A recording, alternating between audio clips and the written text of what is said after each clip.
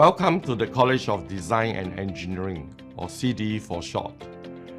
CDE is one of the largest and most diverse colleges at NUS. We are home to 15 undergraduate programs spanning design, architecture, and engineering. I'm Teo Ki Leong, the Dean of CDE. I'm delighted to share with you what makes our college an exciting and transformative place for aspiring students like yourselves. Our departments and faculty are globally recognized, consistently ranking among the best in their fields. But what truly sets CDE apart is not just our reputation, it's the unique education and opportunities we offer. At CDE, our strength lies in our shared passions for making a meaningful impact, whether in technology, sustainability, urban development, or beyond. This passion translates into real opportunities for our students, empowering you to shape your own future. Our curriculum is designed with flexibility and innovation at its core, allowing you to explore, experiment, and create. You won't just be studying theories in classrooms. You'll be out there tackling real-world challenges, collaborating across disciplines, and gaining hands-on experience. Beyond our borders, you will have the chance to expand your horizons through student exchanges at partner institutions worldwide, internship with leading industry players, and much more. Here at CDE, the world is at your feet. The possibilities are limitless, but it all starts with your first step. We look forward to welcoming you to our vibrant community and seeing where your journey takes you. Welcome to CDE, welcome to your future.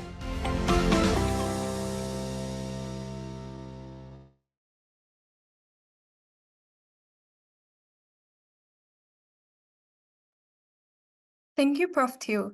Next, we'll hear from our Vice Dean of Undergraduate Programs, Associate Professor Teo Chiang Jue, who will introduce the CDE curriculum. Prof. Teo, please.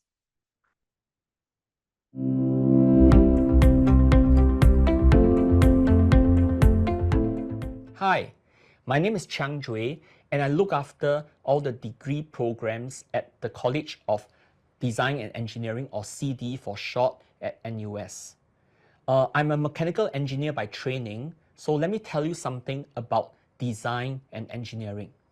The word design comes from the Latin word desinere, which means to devise, to scheme, or to plan, and the word engineering comes from the Latin word ingeniare, which means to create, generate, or cleverness. So the key word down here is clever or ingenuity, right? So you look at all the things around us. So one very good example is this rain vortex down here at Changi Airport Jewel, right? So we need designers and engineers to come together in order to be able to create such a magnificent feature. So you have the architects that design this thing, you have the landscape architects that select the vegetation, the plants, you have the mechanical engineers that design the delivery, the discharge of the water, you have the electrical engineers to look at the electrical aspects of the things. So essentially, it's designers and engineers coming together to create things, to create inventions which are both useful and beautiful.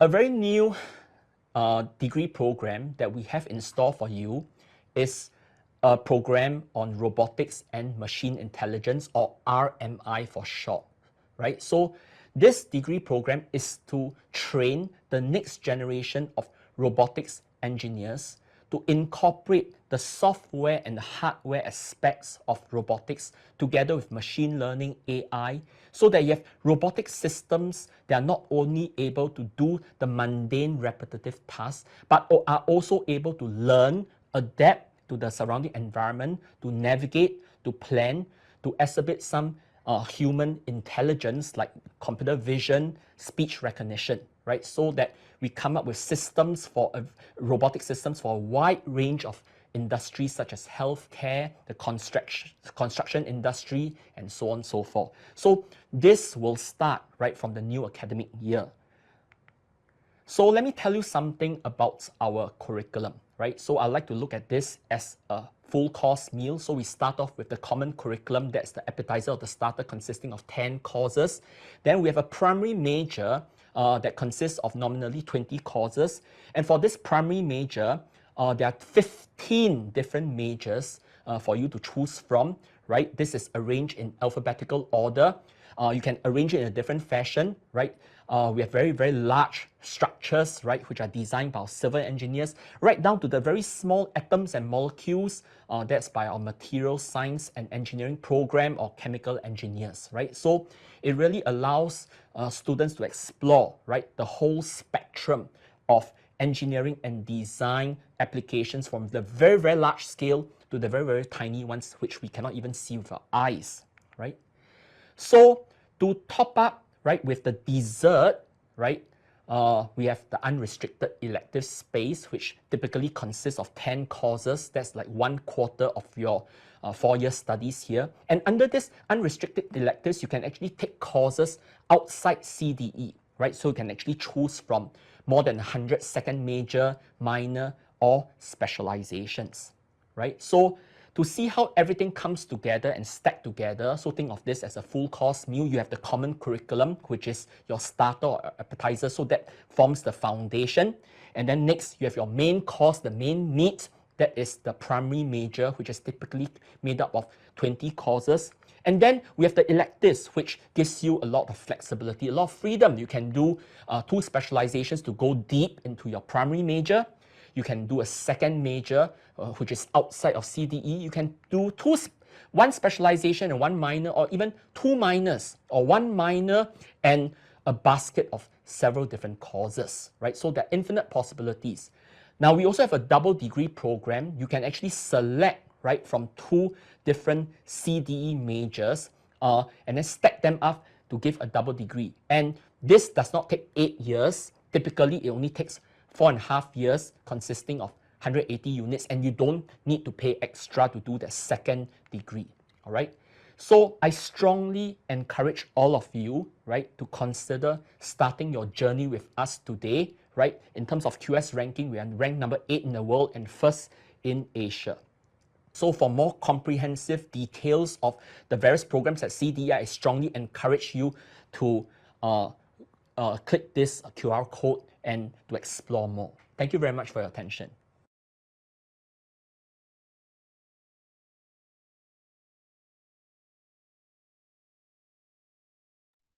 Thank you, Prof. Teo, for the insightful sharing.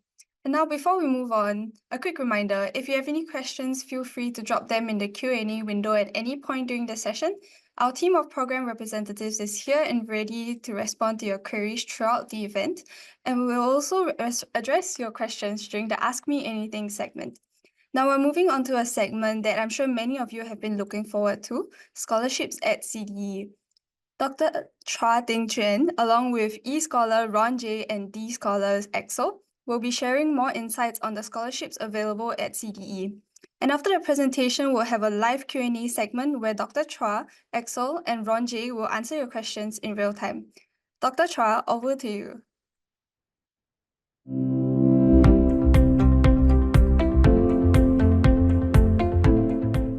Hello everyone, welcome to this presentation on scholarship opportunities at NUS College of Design and Engineering. I am Ting Zhen and I am the Director of the Engineering and Design Scholars Program. I will be spending most of my time today describing the top 2 scholarship programs available for Singapore citizens, the Engineering Scholars Program, or E-Scholars for short, and the Design Scholars Program, or D-Scholars for short. Both are available only at the College of Design and Engineering, and they are the ones that offer the most benefits and the highest level of prestige. Following that, I will be mentioning other attractive NUS scholarships available, the NUS Global Merit Scholarship and NUS Merit Scholarship, rounding off with scholarships available for international students. We start with the E-Scholars program. The main structure of the program is a 3+1 model, where students will complete the Bachelor of Engineering in 3 years, following an accelerated pathway, and then proceed to take a Master's in the 4th year. All of this is covered by the scholarship with no bonds. So one would end up with a Bachelor and a Master in the same amount of time that a standard bachelor's degree would take. An alternative is to pursue a double degree in 4 years, which means obtaining 2 separate bachelor degrees in 4 years, also covered by the scholarship with no bonds. We call this the 4+0 model because instead of a master degree, there are 2 separate bachelor degrees. In this slide, you see Bachelor of Engineering and Masters. Which bachelor can you choose? The answer is that you are free to choose any of the 12 Bachelor of Engineering degrees that CDE offers. We are also happy to share that we have a new degree in Robot and Machine Intelligence this year. Essentially, e-scholars wear 2 hats, one of being a scholar and part of the e-scholars program, and the other of students in their chosen area of engineering, be it mechanical, environmental, electrical, or any other. The graduation requirements are the same as any other student within the chosen bachelor. This level of flexibility is a key feature of the e-scholars program and one that differentiates e-scholars from other scholarships in Singapore. This flexibility is similarly extended to the master's program. All departments in NUS CDE offer 1 or more master's programs. E-scholars have maximal flexibility. Essentially, all the coursework master programs offered by any of the engineering departments at the college is available to you as a choice. Students pursuing the 3+1 model will apply to their chosen master's program near the end of their 3rd year. Upon admission, the scholarship will then cover the tuition fees for 1 year. As you can see, there are many masters covering interesting technical engineering disciplines. However, there are also programs like the Masters in Management of Technology and Innovation, for example, which has a broader business orientation. So there is a very wide choice indeed. It is also possible to pursue a research focus by choosing a Masters of Engineering by Research. The scholarship will then cover 1 year of your tuition fees. The other unique flexibility of the program is not just limited to the choice of bachelors and masters. During your undergraduate studies, e-scholars will have the same access to all the enrichment opportunities that NUS CDE offers: second majors, minors, specializations, internships, and the various projects. At the end of the 3rd year, students in the 3+1 pathway will graduate and proceed with master studies, which is included in the scholarship. Students in the 4+0 pathway will finish their 4th year with a double degree. All these yellow boxes are covered by the scholarship, but these are not the only options. We do not force students to take a master's or a double degree program. For example, one could apply straight to PhD after graduation, or go for a master's overseas, or even, as some have done, enter the industry straight away. So in short, there is no obligation to follow through everything that the scholarship covers. Let's move on to the Design Scholars program. For Design Scholars pursuing a Bachelor of Architecture, the pathway is a 4+1 model, where it includes a Masters of Architecture in the 5th year. For Bachelor of Landscape Architecture and Industrial Design, it is a 4+0 pathway where the scholarship covers all 4 years of your undergraduate studies. Similar to the e-scholars, there is no bond for these scholars as well. Let's now look at the various benefits included in these top scholarships. In summary, these are the financial benefits of the e-scholars and D-scholars program. We cover, without any bond, all your tuition fees. We guarantee your stay at a residential college and subsidize 2 years of your stay. This is supplemented with a living allowance of $6,000 a year. Residential subsidy plus the living allowance are more than enough to cover the full residential fees with some money left over for you as a student. Travel subsidies for student exchange programs, NUS overseas colleges, winter and summer schools amount up to $8,000. There is also a one-off computer allowance of $2,000. Apart from the E&D Scholars program, we are also very happy to share that there is a new scholarship for the new academic year of 2025. This scholarship is open to Singapore citizens who are pursuing our new major in Robotics and Machine Intelligence. The scholarship has a strong AI focus for students who are looking to develop a long-term career in robotics and AI. On top of attractive benefits such as full coverage of tuition, annual living and accommodation allowances, travel grants for overseas exchange or programs, this scholarship provides mentorship by top AI researchers and priority to the new Acacia College, which is a new AI-focused residential college. For more information, check out the official website. This table shows an overview of the two scholarships I have been talking about, the E-Scholars and the D-Scholars program, compared to the other NUS scholarships, the Global Merit Scholarship or GMS, and NUS Merit Scholarship or NMS. Some of the benefits are similar. However, the E-Scholars and D-Scholars are the only ones that include a master's degree and the ones with the highest travelling subsidies. The program is also supported by dedicated administrative and academic advising. Here are the scholarships available for international students, with options for students coming from ASEAN countries, Asian countries, and any other country in the world. Here, you can see the benefits and the duration of the bond. For more information on CDE scholarships, please scan the first QR code. You can also watch a more comprehensive video about our program on the CDE Open House website. Simply scan the QR code on this slide to access it directly. Thank you for joining me for this presentation, and we hope to see you around. Hi everyone, thanks for joining us at our live Q&A session. My name is Ronjay, I'm a Year 3 Electrical Engineering E-Scholar, and joining me today we have Axel, a Year 1 Architecture D-Scholar, as well as Dr. Chua, the Director of our programs. So let's dive straight into our live Q&A session. I already see some questions, fantastic. So our first question is, what criteria is used to select students for the E-Scholars program? I'd like to direct this to Dr. Chua. Sure, I'll be happy to answer this question. Hi everyone, good morning. So first and foremost, students are shortlisted based on their academic results or their academic achievements. After that, shortlisted students will be interviewed through a panel. So this panel and the results of the interview will determine whether students are selected for our engineering scholarship program. So I hope that answers your questions. Okay, very interesting. Prof, just a very quick question, I see one. Are the scholarships only for citizens? Yes, unfortunately, our engineering scholars program and our design scholars program are only for Singapore citizens. Yeah. Okay, I see. Okay, so if you all have any questions, please feel free to type them in the chat. We have a big screen here where I can read off some and we can answer them live here. Our next question is, how does the Engineering Scholars program, and I suppose the Design Scholars too, support scholars in their personal and professional development outside of academics?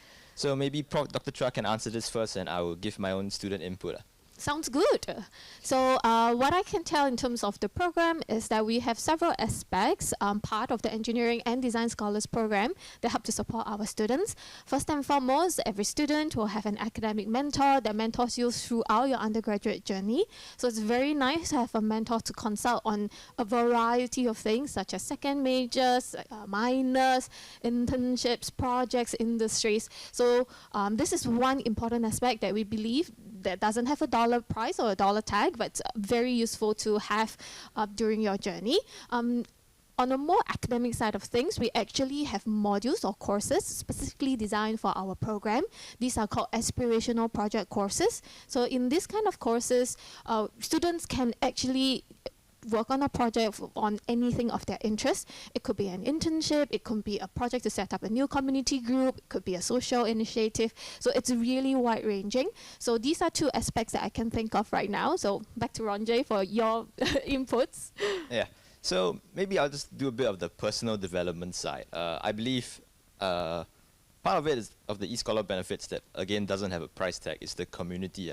So you can really develop yourself a bit because you're around like-minded individuals, and these people are very smart.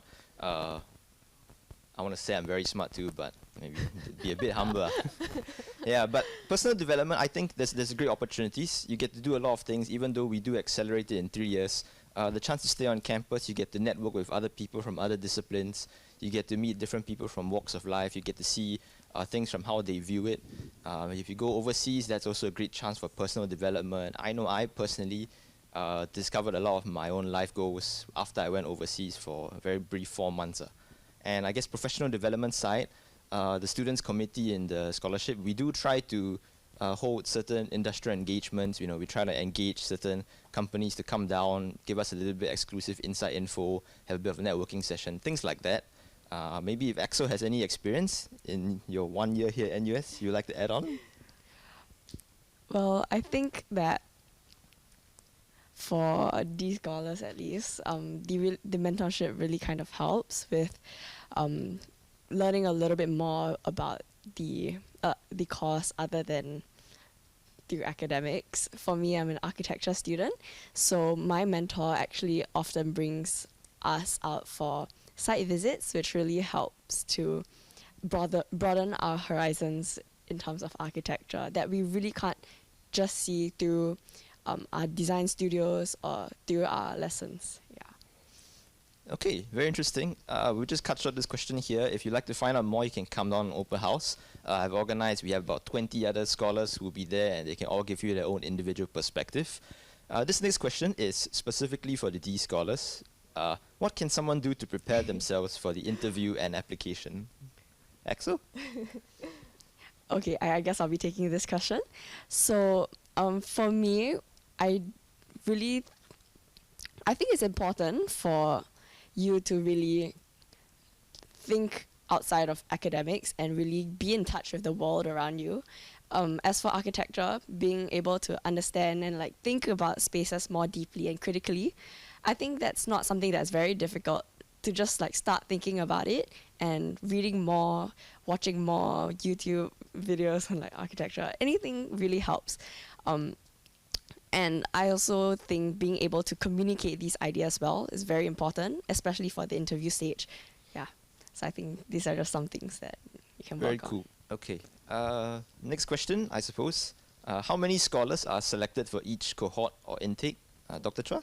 Sure. So I'll be glad to answer that question. So we don't actually have a quota that we are trying to fill, nothing like that. A lot really depends on the quality of the applications we receive. But for example, in average in a year, we could have about 50 to 100 scholars. So that's a wide range of numbers, I know, but there's really no quota. We are really looking for very good candidates. We are looking for people who have a genuine interest in engineering, in design, such as architecture, landscape architecture, industrial design. We are looking for students who genuinely have an interest in these areas, who have taken proactive initial steps towards uncovering or developing their interests or passion. So that's what we're really looking for. And if you are one of these people, we really welcome you to come and apply. We'd be very happy to meet you. All right. So the next question, and this is one of my personal favorite questions. For the eScholars program, do we have to select the major during application time earlier or within the first year? So I'll have Dr. Chua answer this first, and I would like to answer it later too, because I have personal experience. Yeah, exactly. So for the eScholars program, which is the Engineering Scholars program, during your initial application, you can define your major at that point in time if you are already clear, right? However, you do have the flexibility of changing your major. Major refers to, for example, electrical engineering, civil engineering, material science engineering. You have a little bit of flexibility to change your major within your first 2 years, right? However, as the Engineering Scholars program involves an accelerated pathway, so we generally recommend that students start on their preferred major early on in their academic journey. So if you already have a clear sense of things, definitely from year 1 and SEM1, you should start pursuing that major. However, there is some flexibility within the program to allow you to change your major along the way, which, you know, now Ronjay will share more about. So personally, and if you watched the video or if you'd like to come down for open house, I do go a bit more in depth. I personally changed my major in my second year, and I'm still graduating in 3 years and pursuing a master's later on. So that is still very much possible. You do have the little bit of flexibility, however, I won't lie. It is slightly challenging, especially because we're accelerating it. So it is recommended to not change beyond the first year. Yeah. Our next question, specifically for the D scholars. As it is a new scholarship launched by CDE, what unique opportunities and benefits does the scholarship offer to students pursuing design-related fields? Dr. Chua first? Okay, so maybe I can share some on the structure of the program. So the design scholars will enjoy benefits similar to the engineering scholars. So the usual things like, of course, all your tuition fees are paid for. You have support for winter programs, summer programs, exchange programs. You get to apply for NOC, for example. So a lot of the benefits that apply to the engineering scholars program similarly apply to the design scholars. You have housing, priority for housing on campus and things like that. So that's some of the, so in short, basically whatever the engineering scholars program generally is entitled to, the design scholars are also entitled to. Yeah. Axel, do you have anything to add maybe if there's anything that Dr. Cha hasn't already covered. I think Dr. Cha has provided a really comprehensive overview, but if I just to add on, like the mentorship really kind of helps. I think personally, my mentor, Professor Chia, also gives us advice on like how to search for internships and like what internships to look out for. And if you're thinking about like pursuing like specific careers in design, at least for architecture, we have a lot of career fairs as well. That are set up by the Architectural Society, and I think it really all helps. Yeah. Okay, great. Next question. Just a quick one, Dr. Chua. The application for the scholarship must be done during the admission application, or are students allowed to apply later on? So to answer this question, yes, the application for the scholarship should be done during the admission application. So for those of you who might be, applying to university for the first time, the application is really, really straightforward within the same portal that you apply to, for example, a Bachelor's of Engineering or to a degree in design.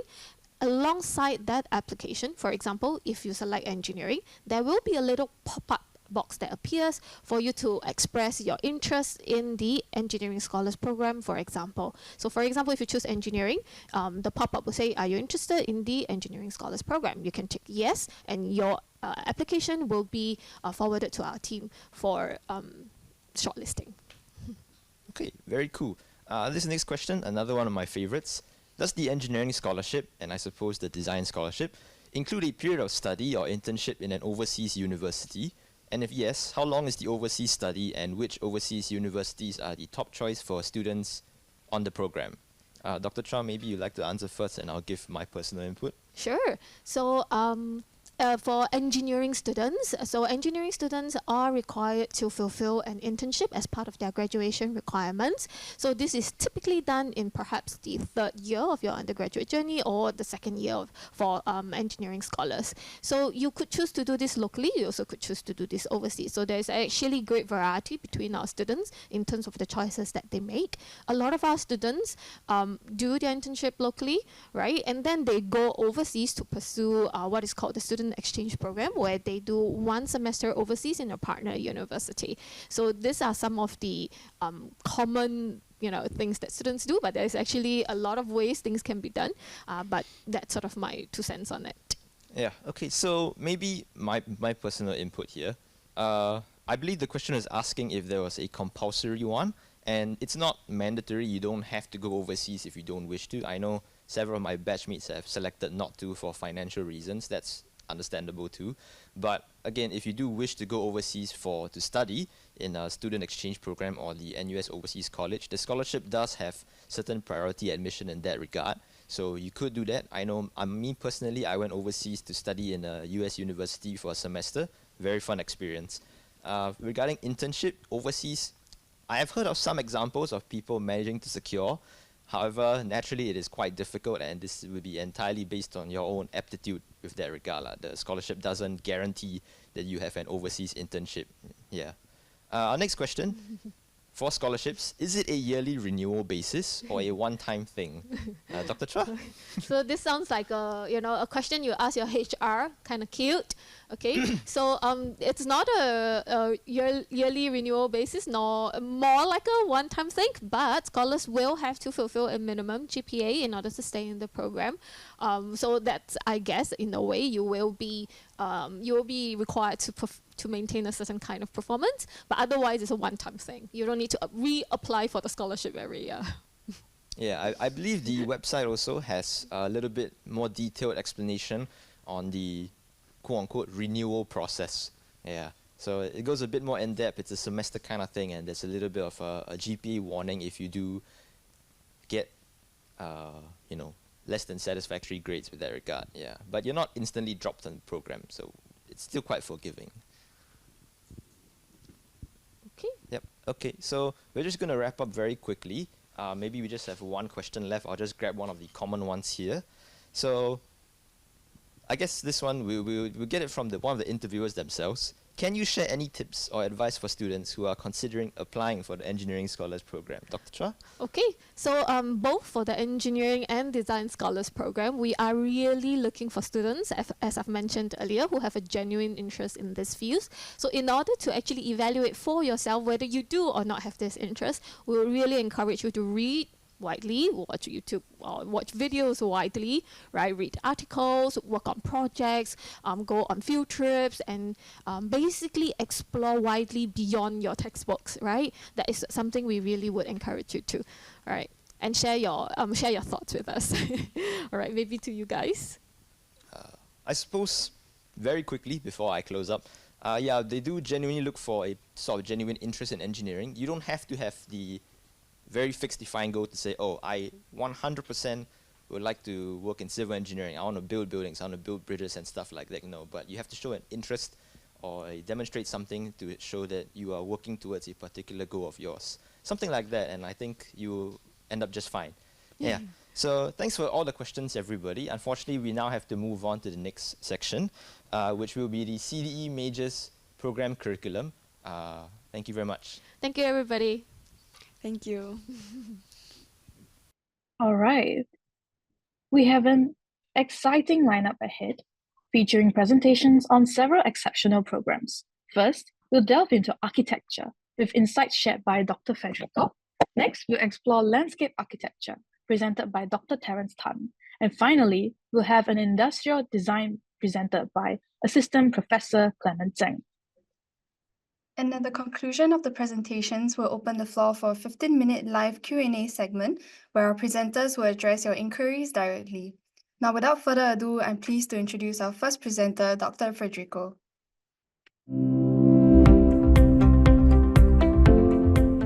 Hello, my name is Federico Roberto. I'm the Program Director of the BA Arch at the Department of Architecture, a place for students and researchers to grasp the necessary knowledge to become architects. At a glance, this diagram shows you in number the strength of our department.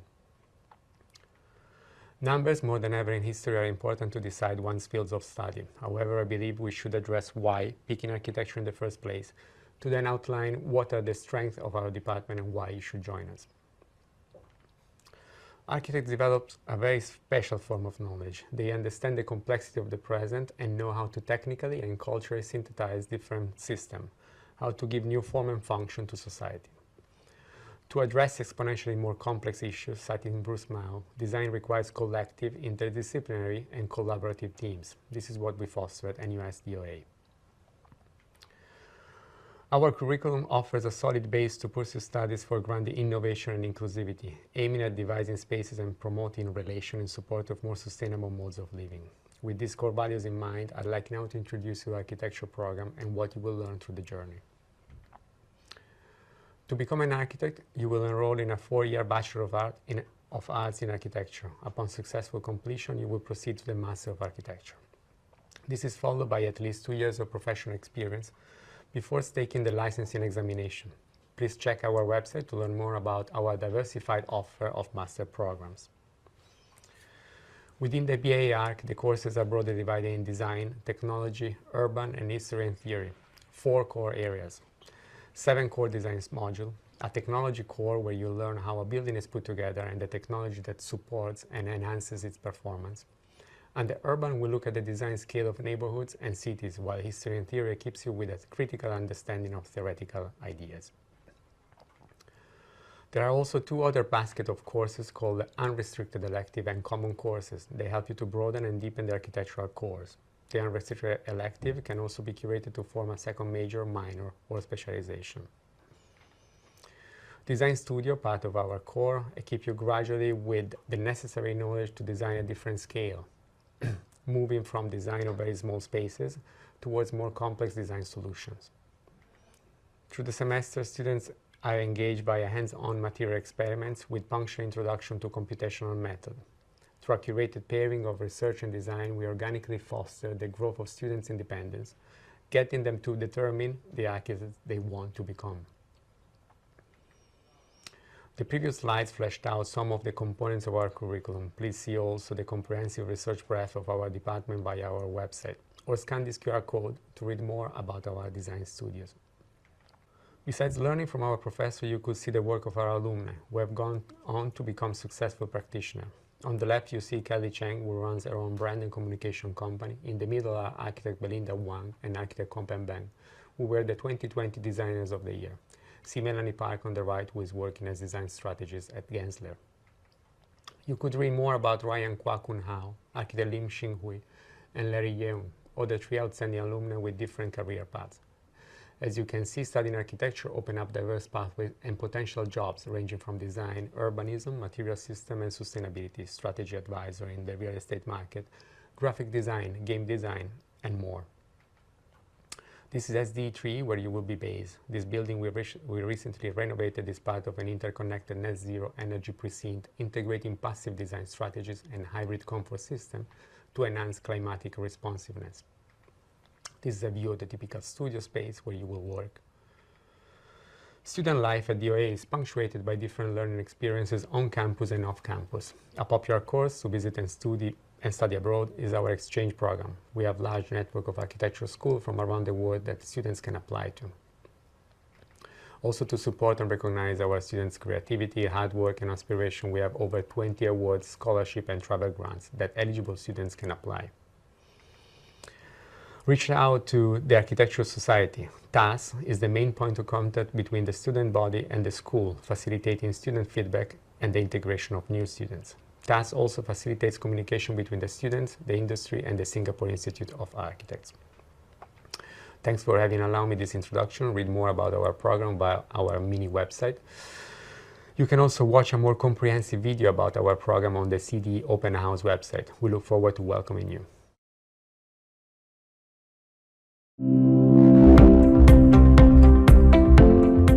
Hello everyone, my name is Terence and I'm the Director for the Bachelor of Landscape Architecture program here in NUS. In this presentation, I will share how we teach our students to design outdoor spaces that connect nature, place and people. I'm sure that you are aware of the increasing efforts around the world to preserve natural spaces, conserve resources and to protect the environment. Landscape architects play an important role in shaping urban and natural environments, considering ecological systems, cultural contexts and human experiences. Our projects can span across multiple scales, from the design of parks and gardens to the planning on towns and cities, even informing infrastructure and urban development. The NUS Landscape Architecture Bachelor's degree is a multidisciplinary program that combines art, science, and environmental stewardship to create outdoor spaces that are not only aesthetically pleasing but also sustainable and functional. The three key things that underpin our BLE program are first, on the cultivation of socio-ecological sensitivities, evidence-based design with robust scientific knowledge, and a good grasp on technologies and techniques. In other words, we design for nature, place, and people with data. This is a 4-year direct honors program. Students with relevant polytechnic diplomas can skip the first year. Upon graduation, students may seek accreditation from the Singapore Institute of Landscape Architects, or SILA, after 3 years of practice. Now here in NUS, we strongly believe that students have the ability to excel and unleash their creativity when given the opportunity. Our approach is to curate the learning experience by connecting them with nature, place, and people. This includes lessons on urban ecology, history and theory, as well as mapping and construction techniques. A key difference between conventional university programs consisting of lectures, tutorials, and maybe lab work is that we have this special course called Design Studio every semester. In this course, students get to spend all their time working on their design. This is also where they hone their design and presentation skills. For the BLE program, we have carefully structured the Design Studio sequence to prepare students for a career in landscape architecture. In the first year, students will get to express themselves freely, explore and define what landscape means to them. They are taught to appreciate nature, landscape elements, and the basic concepts of space and scale. In the second year, students will learn how to read an existing landscape and to explore how it can be improved. In the third year, students are challenged to adopt digital tools such as AR and VR technologies, AI-generated images and videos, and game creation to conceptualize, develop, and produce their design. In the fourth year, students get to travel.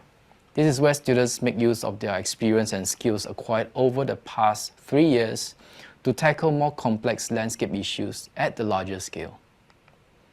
What can you look forward to as a BLA student? Well, firstly, we will provide opportunities for you to discover and to showcase your talent. Because we work closely with students, we will get to know their interests and strengths. This makes it possible for us to tweak our instruction to play to the strengths of each student. Secondly, we provide ample opportunities for students to learn from beyond the classroom. There are many overseas programs that BLA students can sign up for, such as the NUS Student Exchange Programs, overseas colleges, summer and winter programs, and also international workshops. Thirdly, BLA students will get to be involved in live projects that serve specific communities and contribute to national development. For instance, BLA students have been involved in design studios looking at the Singapore Long Island project, as well as the North-South Corridor project, working very closely with government agencies such as URA, HDB, and LTA. If you have any specific questions, please feel free to contact us directly. We are also active on social media, Facebook, and Instagram. Our Landscape Architecture student body, the Landscape Architecture Collective or LAC, is also on TikTok. Or go to this website, ugl.sg. This is a blog where we share all landscape architecture related activities. To see how life is like as a landscape architecture student at NUS, check out the post on your left. You can see videos of what the students go through from years 1 to 4. For more details, we encourage you to visit our program website where you'll find additional resources and information. You can also watch a more comprehensive video about our program on the CDE Open House website. Simply scan the QR code on this slide to access it directly. We look forward to welcoming you to the CDE.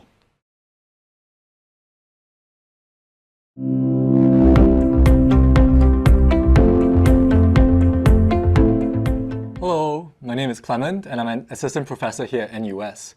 Today I want to introduce the Division of Industrial Design and undergraduate program that we offer. First of all, industrial design is most broadly speaking a design discipline. And design is today an incredibly relevant and versatile problem-solving activity that people use to come up with creative solutions that are centered on people and planet. We really believe in the power of design to make an impact on the world. To help our students achieve this, we have structured our curriculum around the core pillars of product innovation, service and social transformation, and design futures and critical inquiry. These are also the 3 specializations that our students can graduate in, and they cover the different directions of how design contributes to society today, which are developing innovative solutions which can be deployed as products and interfaces, transforming businesses and communities through systems-level intervention, and critiquing the status quo or speculating possible futures through design action. Our curriculum covers 7 to 8 semesters, depending on if you do a specialization. And this means that our students can potentially graduate in 3.5 years. Design fundamentals in the first year is all about preparing students for the diverse design approaches that they will make use of later on. This includes courses in visual communication, model making and form finding, working with different materials, as well as tinkering with electronics and UI UX. From the second year onwards, industrial design students will take design platforms. These are project-based courses that change every semester. Students will be given a selection of more than 10 topics to choose from, and so far, we had more than 200 topics introduced since 2018. Each design platform tackles one of the specializations that we offer. And through this buffet of projects, students can begin to customize their portfolio towards a design career that they are thinking of. In fact, the jobs that our graduates end up in is evidence of this open and versatile nature of studying industrial design.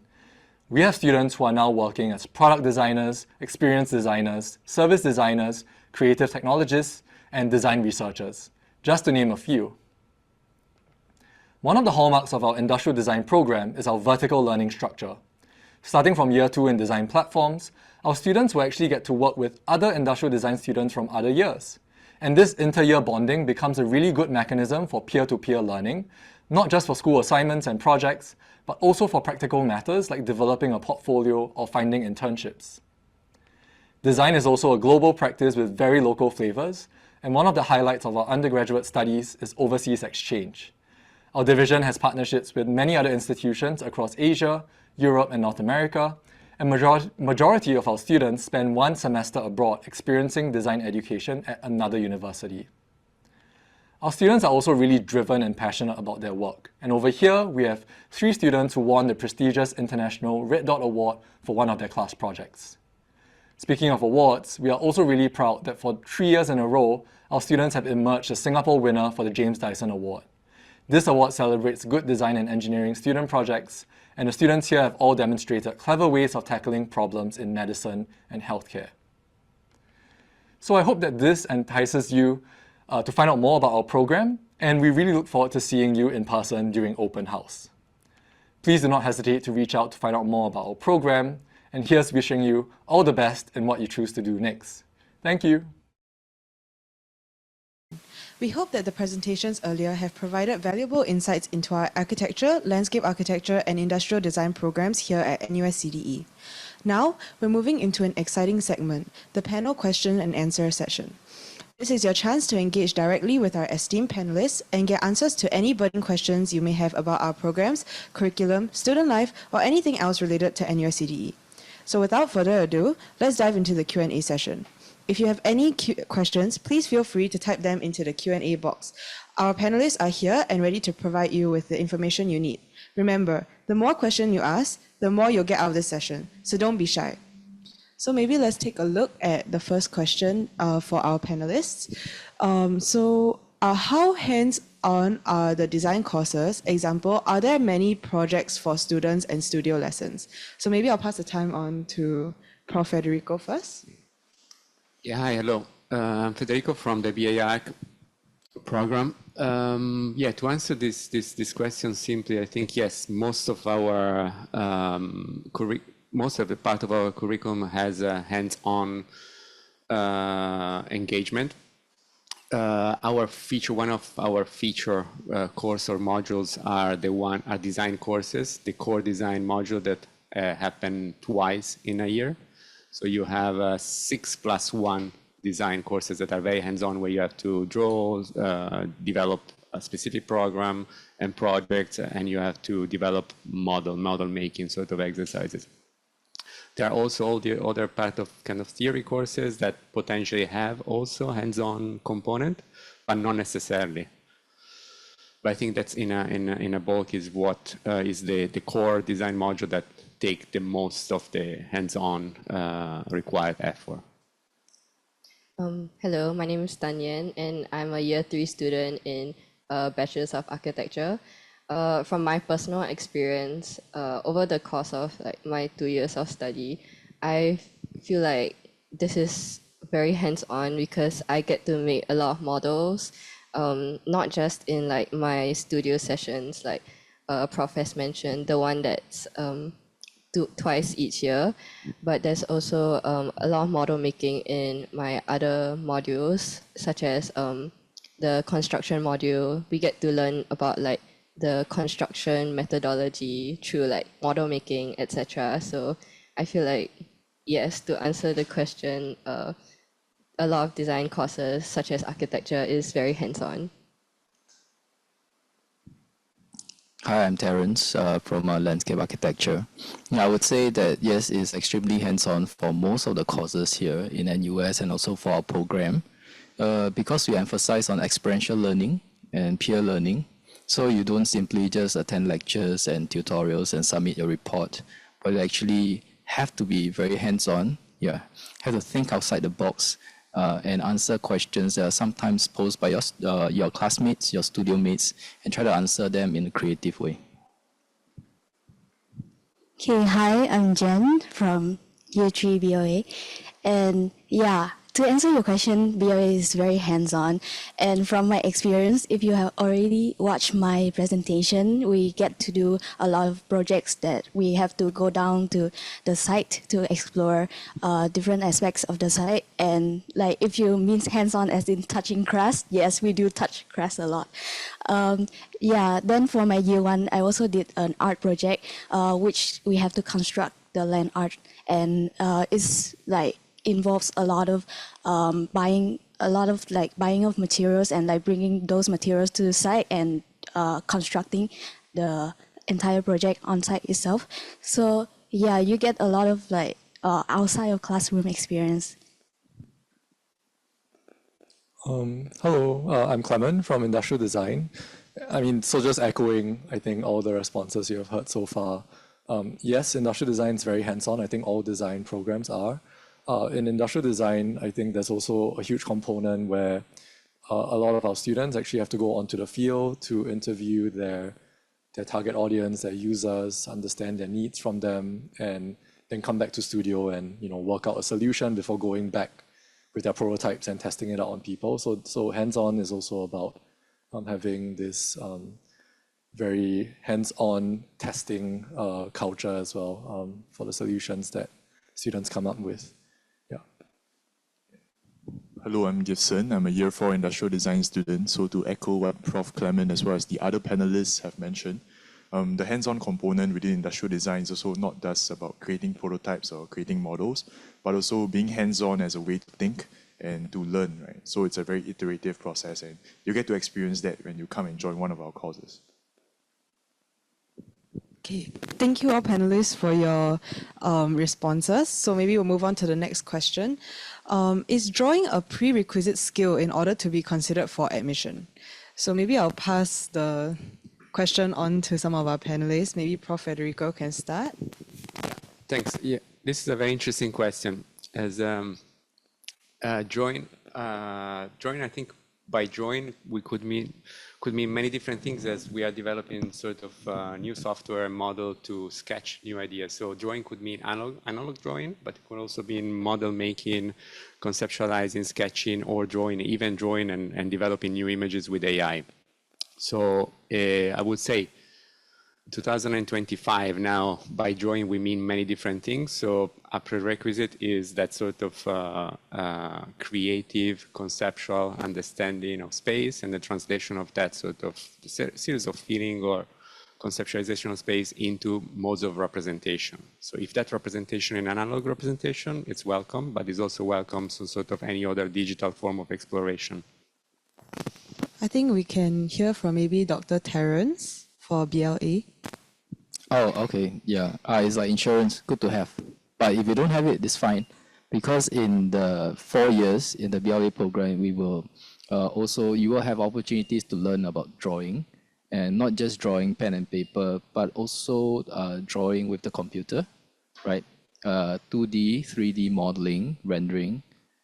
So as long as you have a rigorous way of handling information, right, and representing it in a way that can tell your story, is fine. Yeah, and lastly for DID, maybe you can hear from Prof. Clement. Yeah, I mean, short answer is no. Drawing is not a prerequisite for sure for industrial design. I think as the previous panelists mentioned, I think design is really about using the most appropriate way to like represent your idea, take it out of your head and put it into the real world. And today we have so many different ways of doing that. And in industrial design, we definitely prepare our students to encounter all these different approaches and see which one really fits the kind of design that they want to do. Yeah, and so no, it's not a prerequisite. Okay, thank you all. So I think the next question is quite an interesting question. So the question is, will being from a science stream in JC put me at a disadvantage in the design or architecture programs? So maybe I think I'll pass the time back to the profs to answer this. So yeah. Yeah, I think it sort of relates to some of our answers before, as being an artist or somebody that knows how to draw is not necessarily a necessary prerequisite to enter the program. And in fact, specifically speaking from the perspective of an architect, architecture is always like has this sort of two polarities that sort of are at play. That is a much more sort of science-driven form of knowing or discovering the world, and another one that is more an artistic orientation. So if a candidate has a more kind of artistic drive or a scientific kind of form of knowing or having known the world, I think there is no advantage or disadvantage. I think during the progress of your academic studies within our program, you will kind of be exposed to both polarities, so that is sort of that new form of architecture will sort of emerge with yourself learning both ways of understanding and conceptualizing space. For the landscape architecture program, I would say it's not a disadvantage. In fact, it will be quite an advantage if you're from the science stream, really, because when you think about designing for the environment, right, it's about improving the environment, right? And then we get very systematic about how, right? So we are dealing with very quantifiable information, data, right, which requires scientific input and also some sort of analysis. So it will really help if you already have some experience in basic scientific concepts and principles. Right. So maybe for me to answer this, for industrial design, maybe to answer it a bit more personally. So I was a JC student that only did science. I didn't do a single humanities subject. Back in the day, that was possible. And I applied to industrial design, and I really enjoyed it. And so my point is that I think design is actually not a science nor an arts. It's actually a third culture that, that you'll get to experience if you do enter a program. So don't worry too much about where you're, like the background that you're coming in from. Okay, thank you. Maybe we should also hear from some of the students to see if they have any personal experience in this.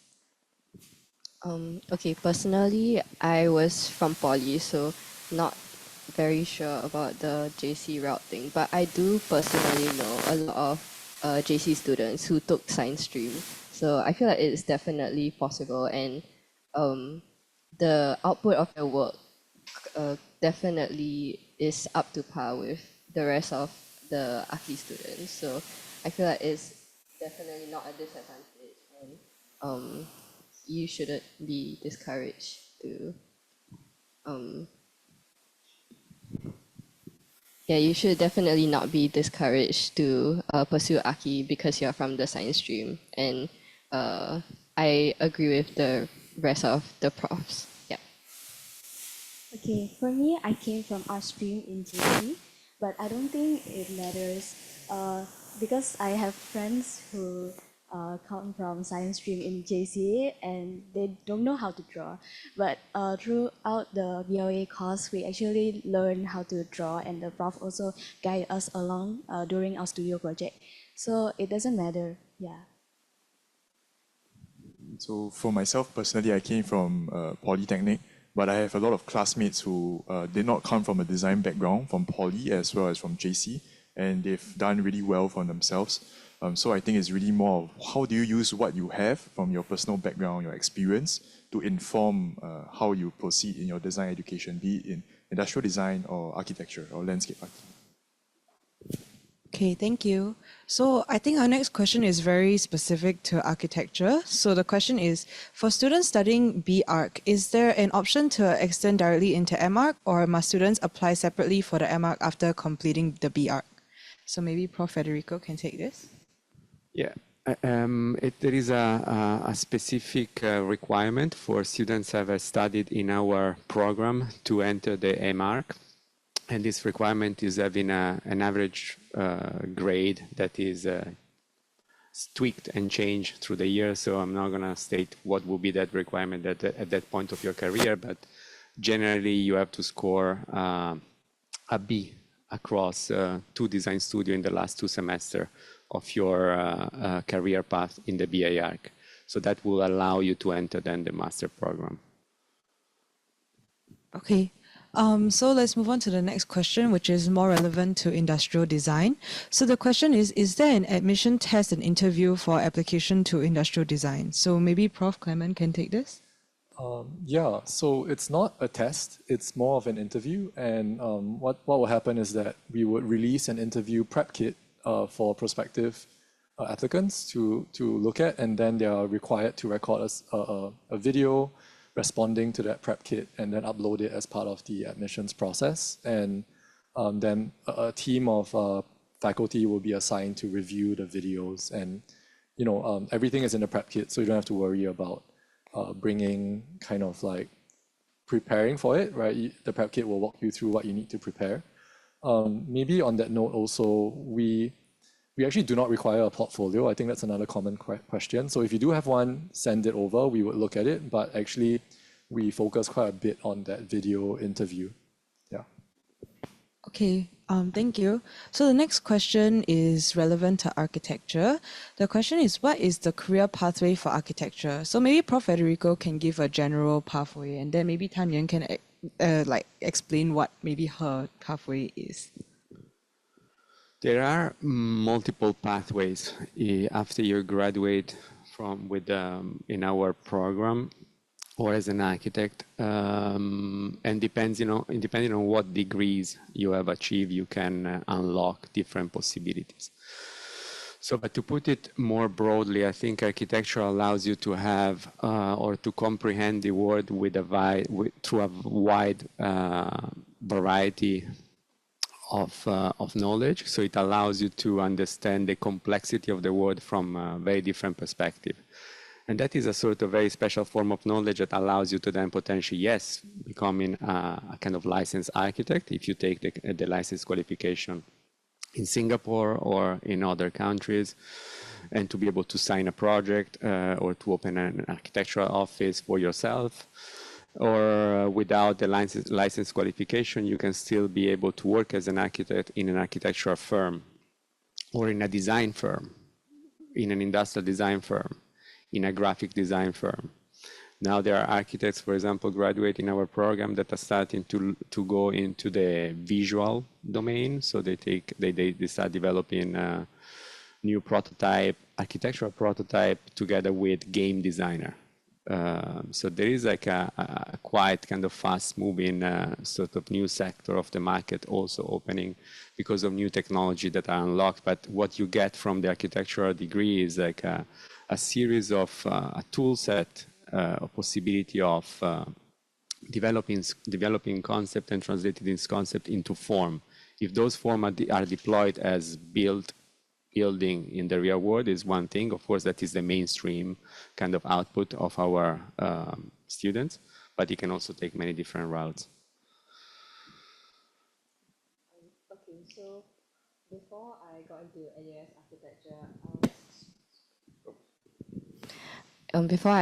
NUS architecture, I was from Temasek Poly and I studied interior architecture and design. So I was quite torn between actually pursuing interior design and architecture. But after having gone through this course, I felt less afraid of architecture basically. And I think my projected career pathway that I hope to take is because I hope to take masters. I would like to maybe sort of pursue architecture in a firm first, and hopefully I can maybe start my own firm myself along the way. Yeah, so that's what I project myself doing. Okay, thank you. So the next question is something that I've personally been asked a lot as well. What is the difference between landscape architecture and architecture? So maybe I'll get Prof. Federico and Dr. Terence to answer this. Yeah, I think there are kind of intersection between the two disciplines as both of them sort of try to understand and assess space. But both disciplines sort of address the question of space making, placemaking, maybe with different tactics and different sort of lenses.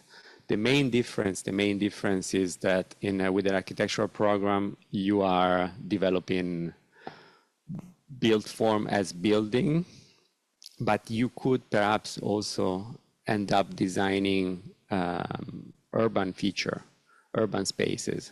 So outdoor spaces that sort of intersect what would be qualified as potentially like also pertaining the landscape architecture type of domain or discipline.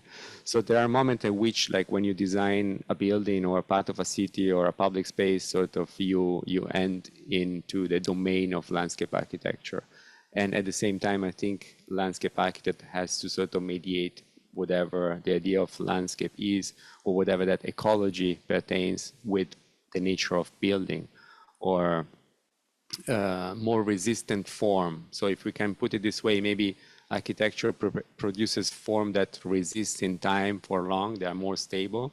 Landscape architecture is more a question of ecology, transformability, resilience, and so on. But I would then kind of say that this principle of transformability, resilience, and transformation in time do not pertain an architect proper.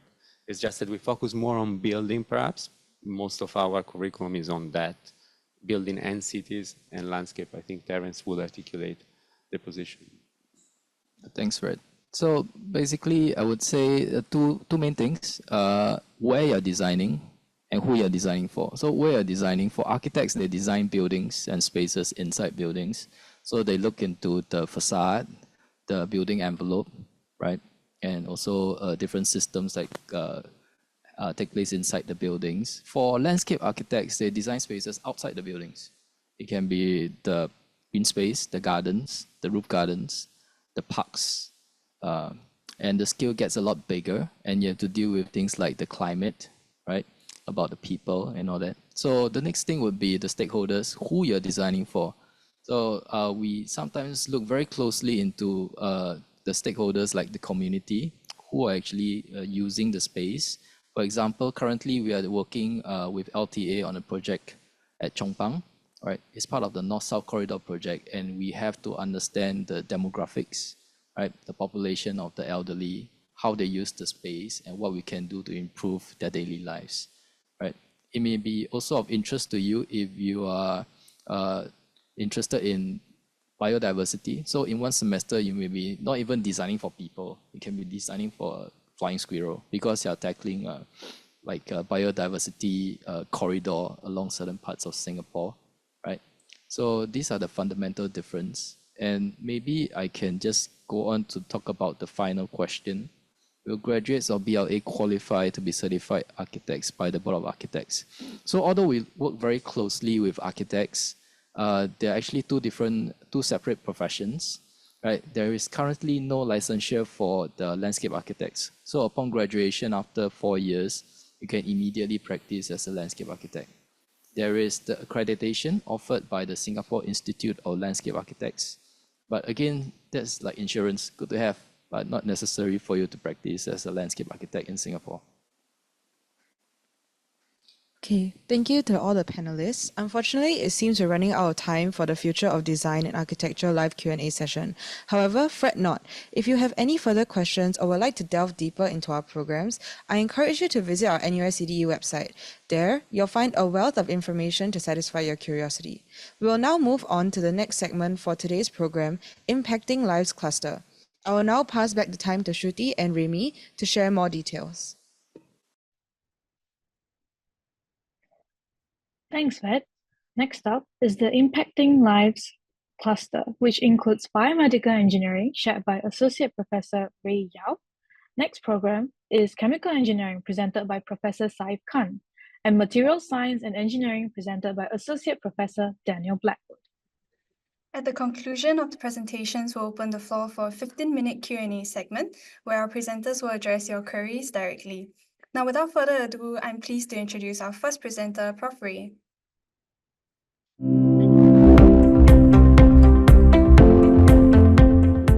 Hi, my name is Ray. I'm the Deputy Head for Outreach Industry at the Biomedical Engineering Department in NUS. I would like to take this chance to share with you about our program and how we can harness the power of biomedical engineering to improve and innovate the healthcare system in Singapore. Right. In this case, you can see the biomedical engineering ecosystem, okay, is extremely multidisciplinary. Okay, we have topics that stretch from the theranostic, AI, nanotechnology, to digital health and robotics. And we're also looking at tissue engineering and bioimaging, as well as empathetic engineering. And of course, this centers around our new building, E7, okay, Engineering and Medicine building, which aims to be a world-leading hub for development of affordable and advanced medtech. And why we choose NUS BME is because we are deeply connected with the 3 healthcare hospital clusters.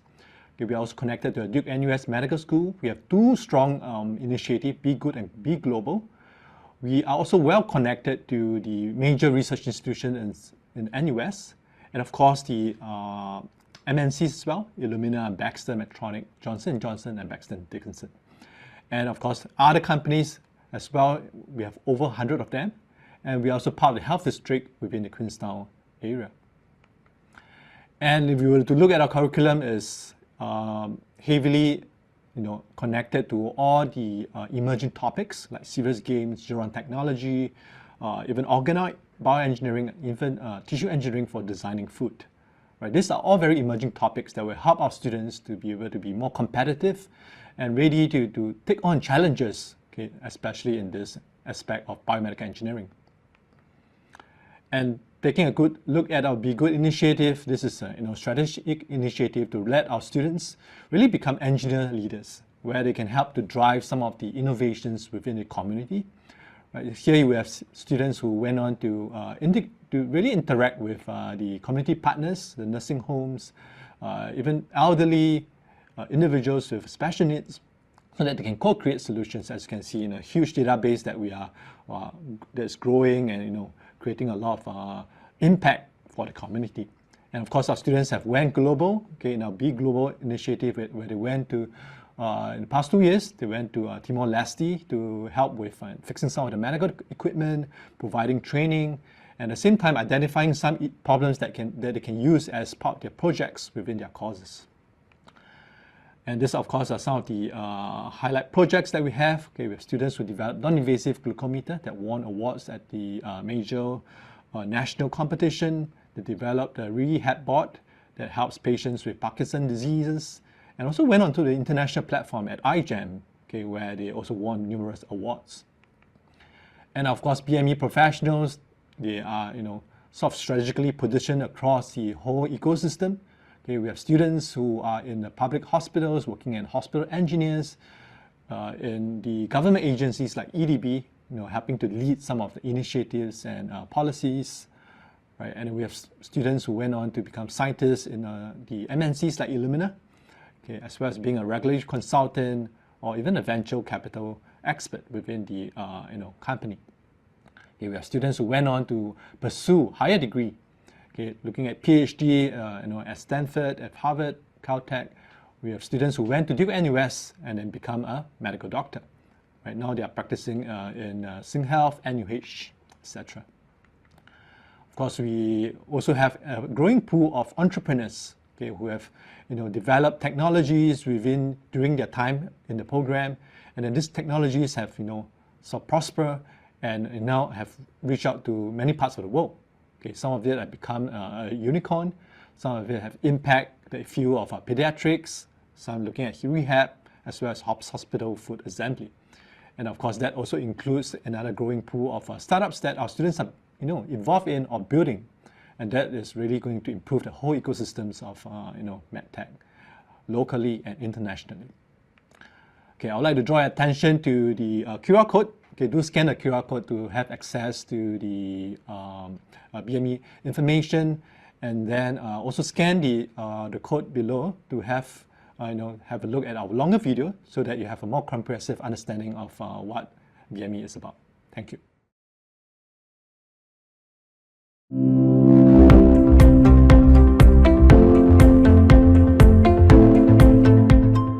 Hello everybody, my name is Saif Khan and I'm the head of NUS Chemical and Biomolecular Engineering. And today in this short presentation, I'd like to share with you some of the excitement of the discipline as well as the excitement in the curriculum. Chemical engineers meet societal needs. Chemical engineers transform a handful of raw materials that nature gives us into thousands of value-added molecules through a range of different processes that ultimately become the products that we use in our daily lives. In fact, if you look around yourselves, nearly everything that you use in your daily lives, everything from fuels to medicines to cosmetics to consumer products, even semiconductor chips, have all seen chemical engineering processes in their manufacturing. At the same time, while meeting societal needs, chemical engineers are also helping tackle global challenges that we are facing today in this interconnected world. Global challenges that are very large scale. These include the challenge of climate change mitigation, the challenge of the availability of clean, green energy, the availability of clean drinkable water, and healthcare for all. And in the next few minutes, I'd just like to highlight some of those challenges.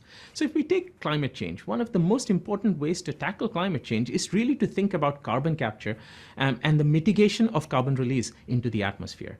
If we look around us, nearly every major solution that has been proposed at global scale for carbon capture is at its very core a chemical engineering process. Whether we are talking about the direct air capture of carbon dioxide or interesting technologies like chemical looping or adsorption or membrane-based capture of carbon dioxide.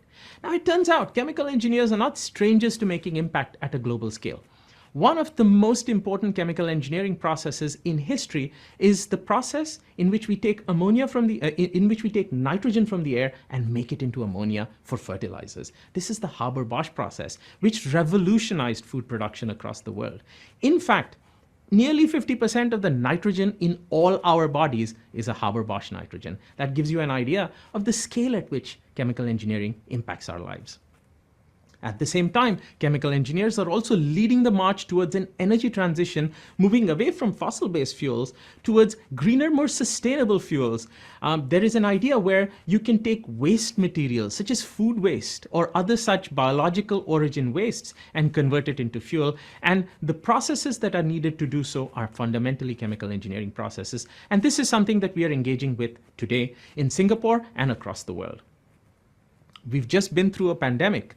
COVID-19 pandemic, and the availability of vaccines that can be administered to millions of people worldwide in a very short amount of time is an excellent example of the impact of chemical engineering meeting biology. Did you know that the co-founder of Moderna is Robert Langer, one of the world's most famous chemical engineers? And indeed, his involvement with Moderna highlights how chemical engineering helps to take a discovery from the biology lab, which is the discovery of RNA-based therapeutics, and convert it into a vaccine that can be administered safely to millions of people worldwide. So what do you learn in chemical engineering? In chemical engineering, you learn one what question, and that is, what are the key physical, chemical, mathematical, and engineering principles that allow you to design clean, energy efficient, and sustainable processes for chemical or biological transformation? And with that, you're able to solve a lot of problems that have global impact, whether it is minimizing carbon dioxide release, or providing clean water, or creating new materials and devices, or drugs. In fact, we are also enabling thinking about science fiction-like scenarios, like living on Mars. How do you make that a feasible proposition? A lot of the solutions have chemical engineering right at the center. In terms of curriculum, there's a lot of excitement in our curriculum and a lot of flexibility. At NUS, you can build your own degree and combine a range of very interesting minors, second majors, specializations, so that you can tailor your degree towards a career of your choice to meet your ambitions, whether you want a career in the pharmaceutical industry or a process engineering career, or even a career such as a commodity trader. The student ecosystem at NUS Chemical Engineering is really wonderful and vibrant, with a lot of exposure to industry, industry attachments, talks with industry practitioners. We have a lot of exchange programs, and I can say that our peer mentorship network is absolutely exceptional.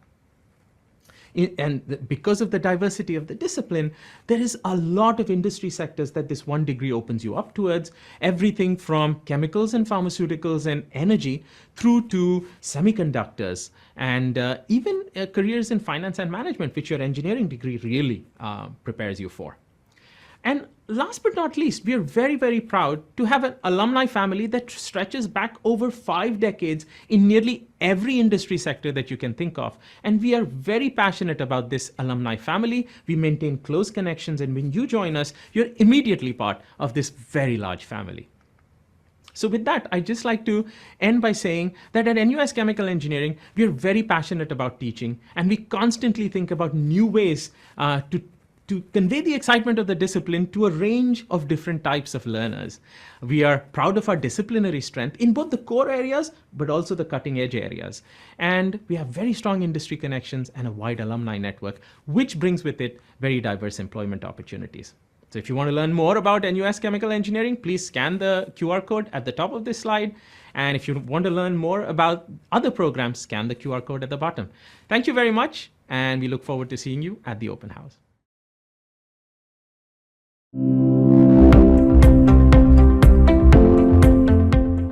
Hello and welcome to the Department of Materials Science and Engineering. I'm Dan Blackwood, the Deputy Head for Education and Student Affairs. You might be wondering why there was a helicopter on the previous slide. What does that have to do with materials science and engineering? Well, helicopters are full of materials and we're always trying to make better helicopters by having lighter, stronger materials. Plus, my hometown in the UK has been building helicopters for over 70 years, so I obviously have an interest in them. But what is materials science and engineering? Well, if you remember your JC days or Polytechnic days, you'd have studied physics, chemistry, biology, the sciences.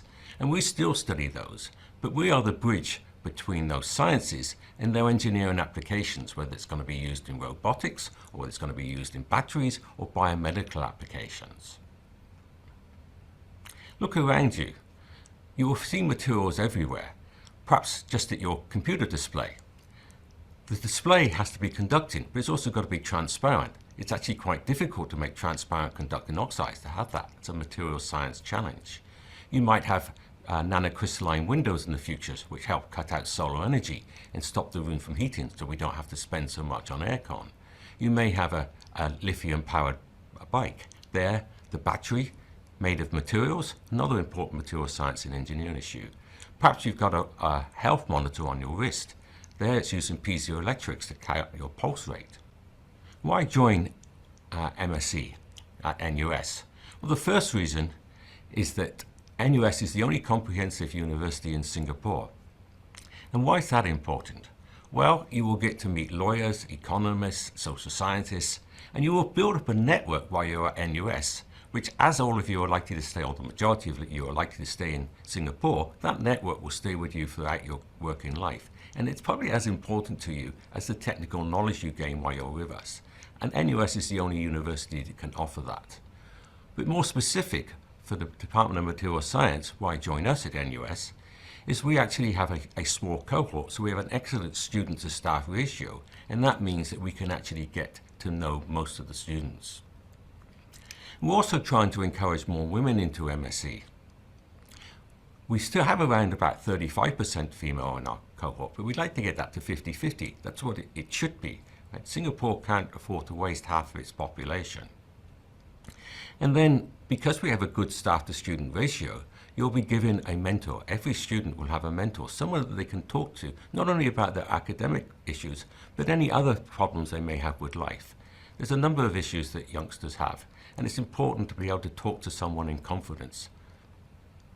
And then we have strong partnerships with industry.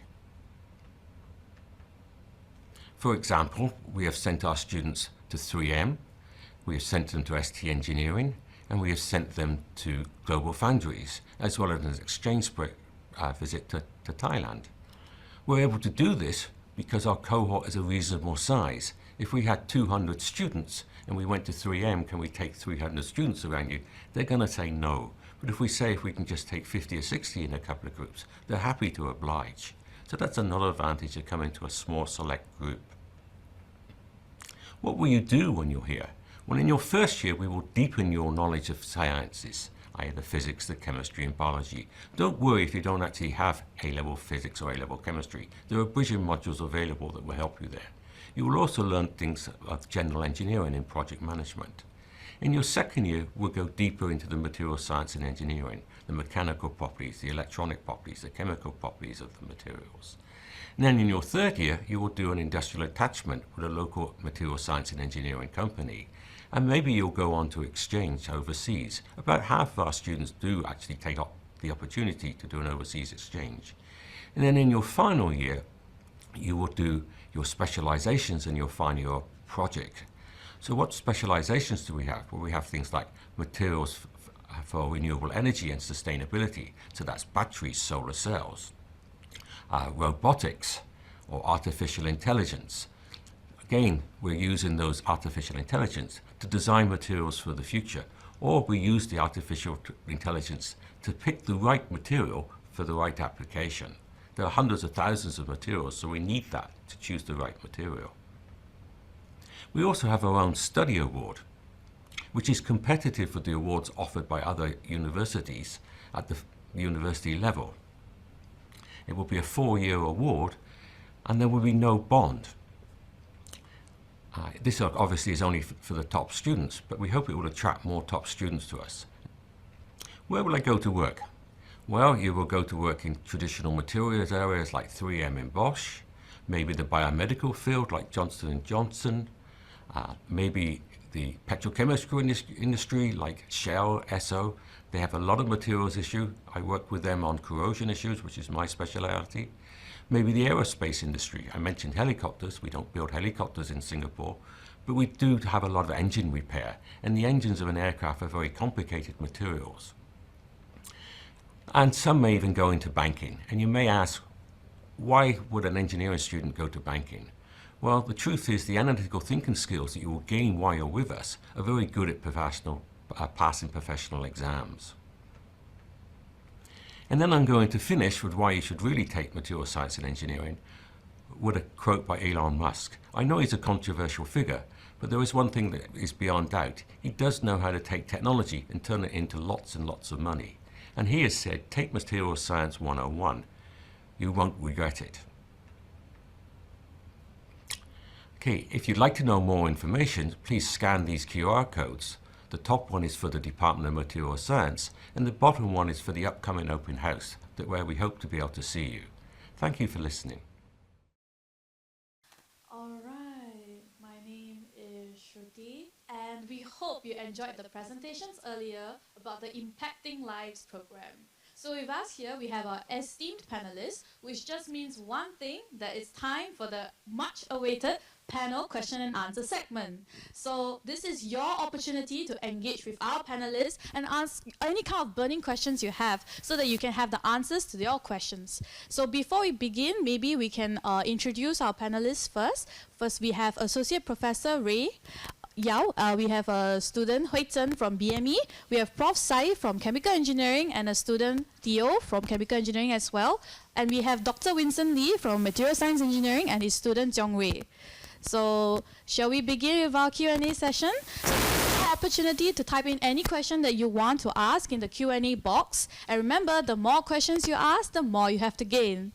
So it seems like we already have a lot of questions rolling in. So the first question would be, may the professors inform about the career prospects in the field of biomedical engineering in Singapore and its possible future for the next 5 to 10 years? So maybe Prof. Ray could answer this.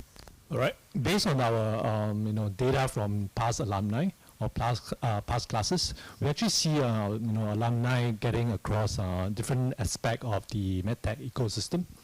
Right, and they can range from research to product development to IP, regulatory affairs, down to sales and marketing, and even venture capital. Okay, and some of students actually also went into clinical. Right, from there through NUS they become doctors specializing in certain medical specialties. Right, so I would say career aspects a lot of it. Okay, so it really depends on what matches your passion.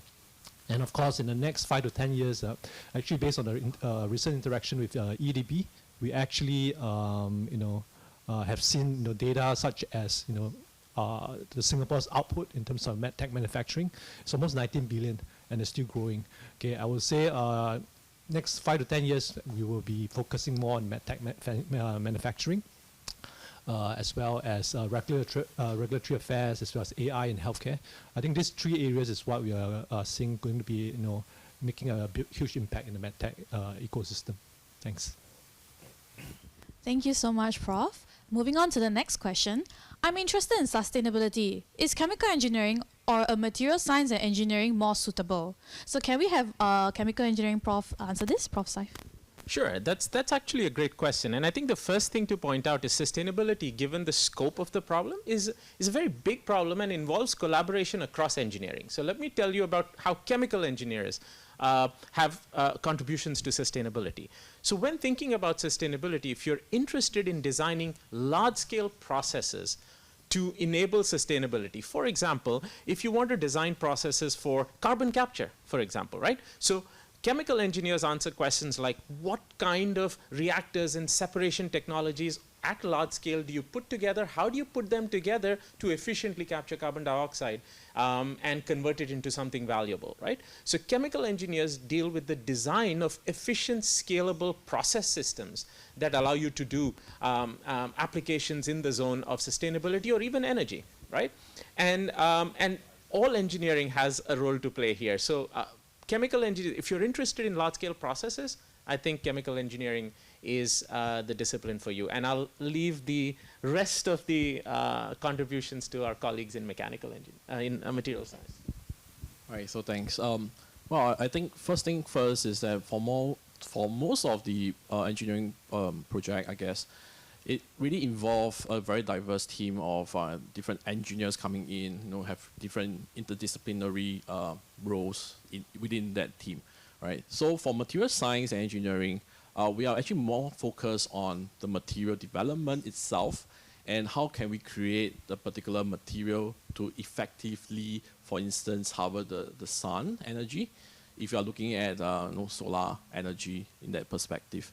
So I think in this case, if you are interested in more towards the fundamentals of the application itself, material-wise, I think that is where material science and engineering actually comes into play. So with that, actually, I would also like to invite my student to actually contribute onto this point, I guess, from his perspective.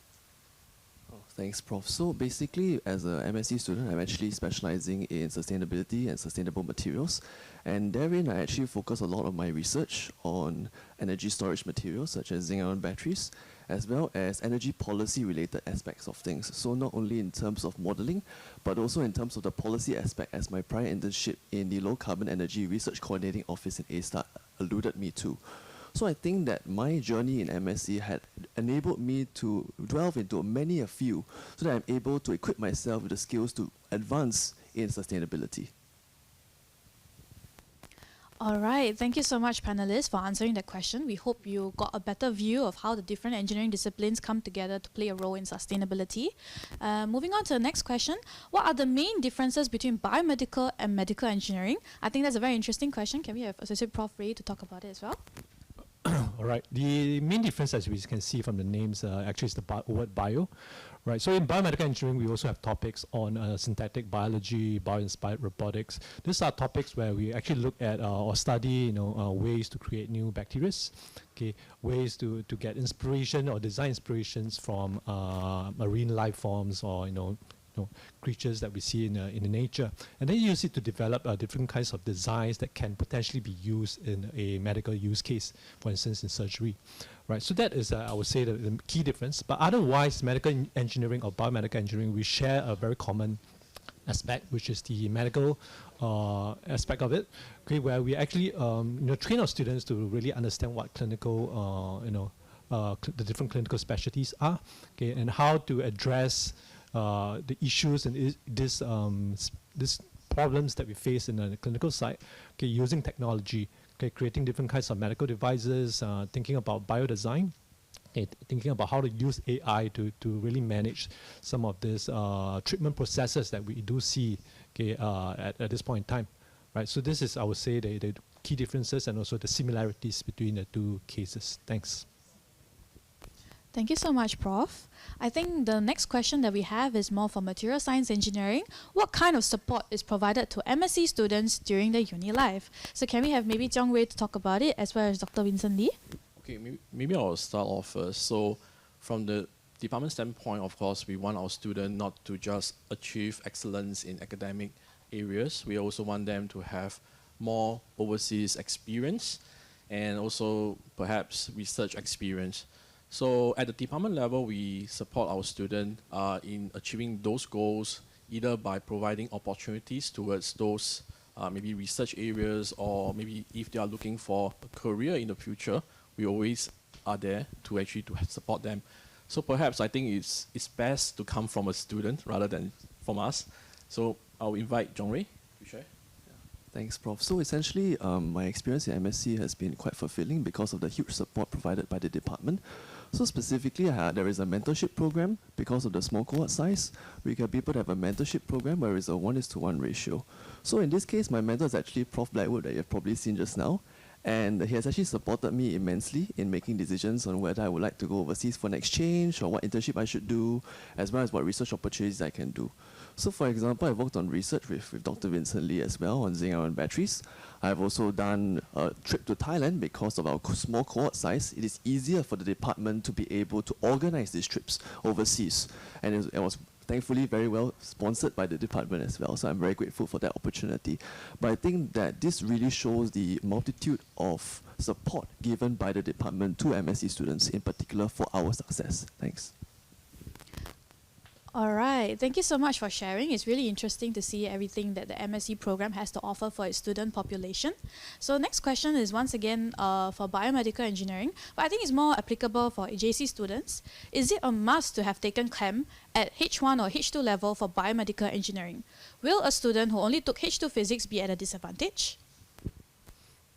I would say only math is required for admission to BME, right? So for chemistry and physics, you can always go through the bridging courses to get you, to the same level as your counterparts. Okay, that usually is sufficient. Most of our graduates, without, I would say all of the graduates without chemistry or physics background, okay, still complete the course, okay, and manage to perform well. Thanks. All right, thank you, Prof. Next question is for chemical engineering. What types of laboratory facilities and equipments are available to chemical engineering students for conducting experiments and research? Can we have Prof. Saif? Yeah, sure. So we have a wide variety of facilities, laboratory facilities and equipment at the undergraduate level. We have core lab facilities in which you can do fun things like learn how biotechnologies work, fermentation reactors work, but at the same time learn how other big aspects of chemical engineering like separation processes work. At the research, we pretty much have lab facilities that cover nearly every aspect of chemical engineering research, including areas that were just mentioned, energy, sustainability. And increasingly, we have cross-cutting facilities where we deploy computation and machine learning in enabling the design of sustainable processes. So we have facilities that cover this whole range of intellectual domains, both at the core undergraduate level, but also if you choose to do research, you can do research in pretty much any subject that you can imagine, because we do have expertise in the department and facilities to enable that. Thank you so much, Prof. As a chemical engineering student myself, I've also experienced the state-of-the-art facilities available in the laboratories. So I can't wait for you to come and join and experience it for yourself as well. So moving on, I think this is a very hot question, which is, can the professors elaborate on how AI could be incorporated to the course of biomedical engineering? In fact, AI is I would say very rampant in the way we teach our students as well. Okay, but if you're looking at research, AI has been used for bioimaging, for instance, okay, where so professors are looking at developing new technologies for CT scanner, for MRI. So with all these images, you can actually use AI to discern where the cancer cells are, and then from there, treatment can be applied. Okay, we also apply AI in terms of gait analysis. Right, for instance, looking at patients, the way they move and the way they walk, pre and post surgery. Okay, AI can actually determine whether the person has recovered, for instance, after orthopedic surgery. Okay, and also, more recently, we also have the use of AI to determine what would be the ideal or optimal chemotherapy drugs dosage, because you need to titrate that sufficiently to ensure that the patients actually recover well from all these conditions. Thanks. Thank you so much, Prof. Next question is for material science and engineering. Do I need to do well in physics in order to do well in material science and engineering? Well, let me put it this way. I think physics is going to be a very important part of engineering. And I mean, no doubt, if you are coming into engineering, I think physics is definitely going to be there. But let me share with you one story. I do have one student who came from a polytechnic, and she actually she graduated with a hospitality and hotel management diploma, sorry. So you can see from there, she didn't have any background in terms of physics. The only physics that she had was O-level. So, but she's doing quite well now at material science and engineering. So what I'm trying to emphasize is that even though, yes, physics is still needed in engineering or in material science and engineering, I would like to say that our staff here are very dedicated actually to make sure that all of our students who are struggling in any of the topic or subject are well taken care of. So perhaps I also like to invite my student to share a bit of his observation. Yeah, so actually, when it comes to the need for physics, I think physics is very fundamental to engineering, of course in material science and engineering as well. But I think that because of the small cohort size and the huge amount of support from the department, it is not difficult to find a consultation with your mentor or other people in general to be able to help you. And also the close-knit community in material science, you can also seek help from your own friends. And the strong support enables you to keep going at it in material science engineering and maybe even succeed very well there. Thank you.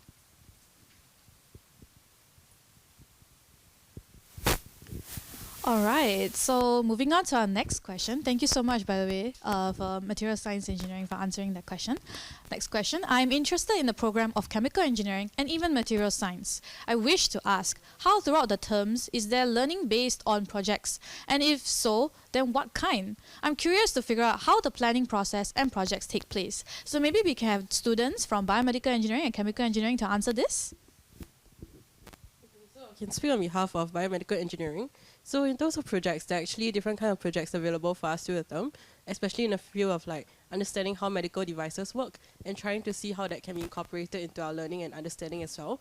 And on top of that, there are also different kind of research, or rather kinds of understanding in terms of our courses, where we get to go through the entire biomedical engineering design process and sitting from the understanding of the needs of the patients and users all the way to the actual ideation and prototyping. So this can help to better understand what are the needs and different concerns that users might face during the entire process. This can help us to better understand how it was like actually in the healthcare industry or even in other sectors as well.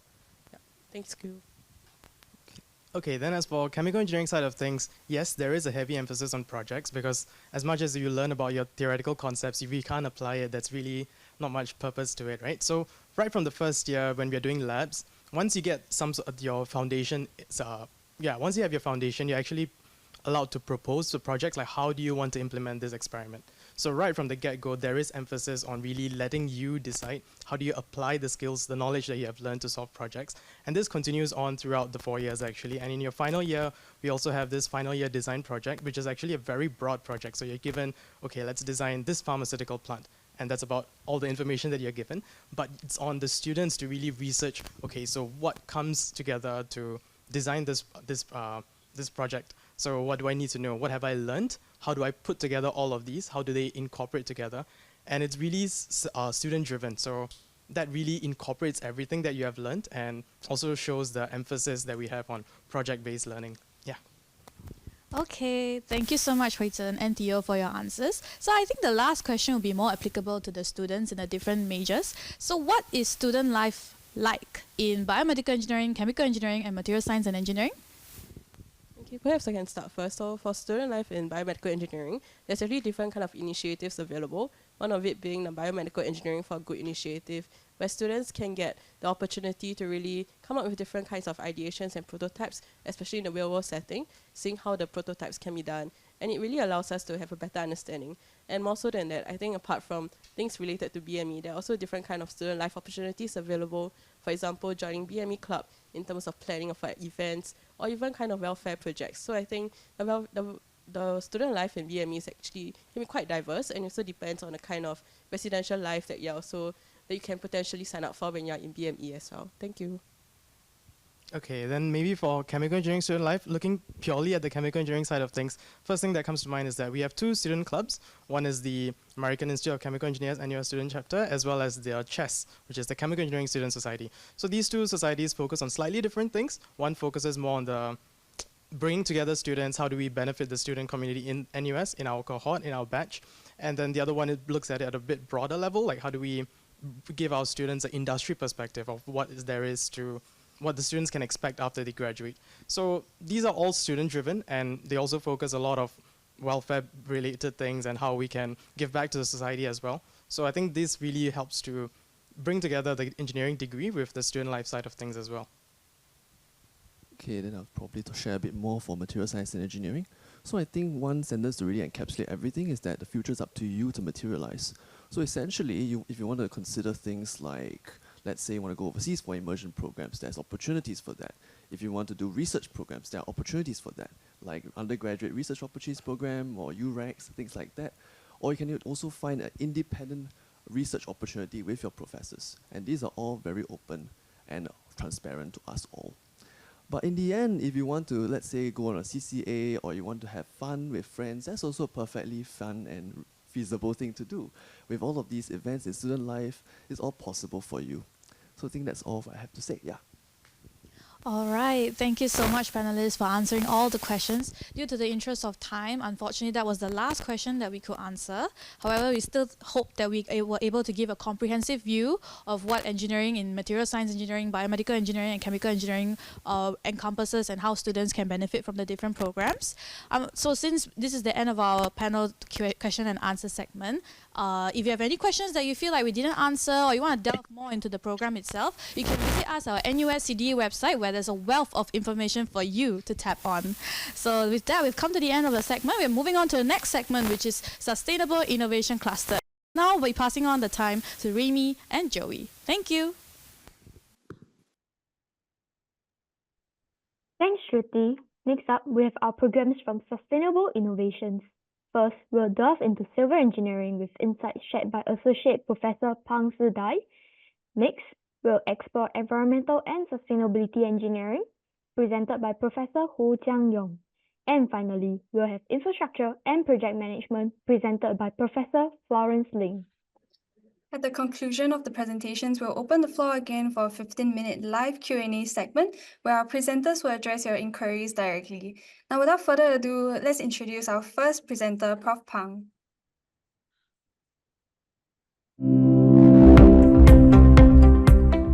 Hi, I'm Professor Pang Zidai. I'm going to share with you today the Bachelor of Civil Engineering program at NUS. So what is civil engineering? Civil engineers plan, design, create, and manage a livable city around us.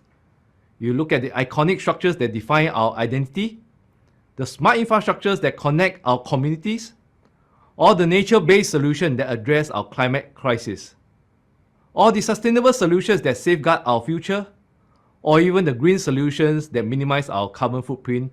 All these involve the work of civil engineers. Many companies in Singapore are actively seeking to hire civil engineers, with several of them being recognized as some of the best employers in the country. Notable examples include Wohab, which is one of the biggest and oldest construction firm in Singapore, the Changi Airport Group, CapitaLand, Obayashi Singapore, and even a resort place such as Sentosa Development Corporation. If you are inspired to pursue civil engineering and contribute to building a more sustainable and resilient environment, the next question is, where is the best place to study civil engineering? Without a doubt, the answer is the National University of Singapore, NUS.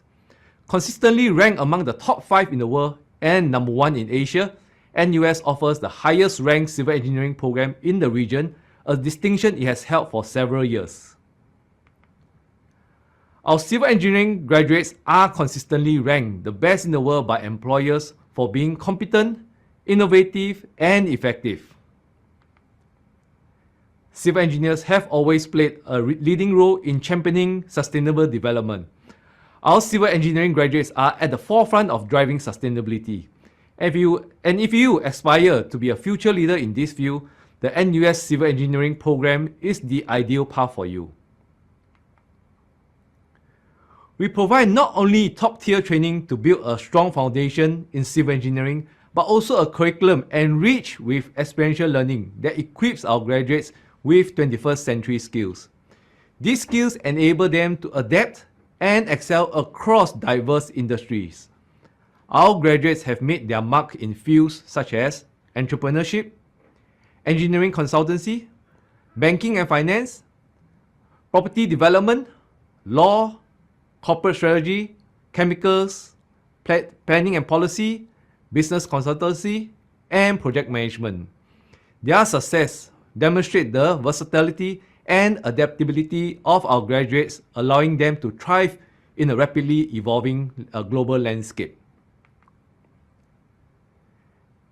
And we do provide all our new students a free iPad for them to experience a truly digital learning experience in NUS. So do watch out, join us, and you will receive this iPad which will assist you in your experiential learning or digital learning throughout your 4 years. This year happens to be our 70th anniversary, and for this 70th anniversary, we do line up a series of awards, and we have at the top tier the Stellar Awards, where students will receive tuition fee waiver for their 4 years, and the next few awards, the Excellence Award, the Honours Awards, the Merit Award, they will have different amounts ranging from 4,000 to 6,000, where students are able to tap on this money to help them to have a better learning experience. And for the top tier, they do also receive Master's Award, where they can receive free Master's program upon graduation.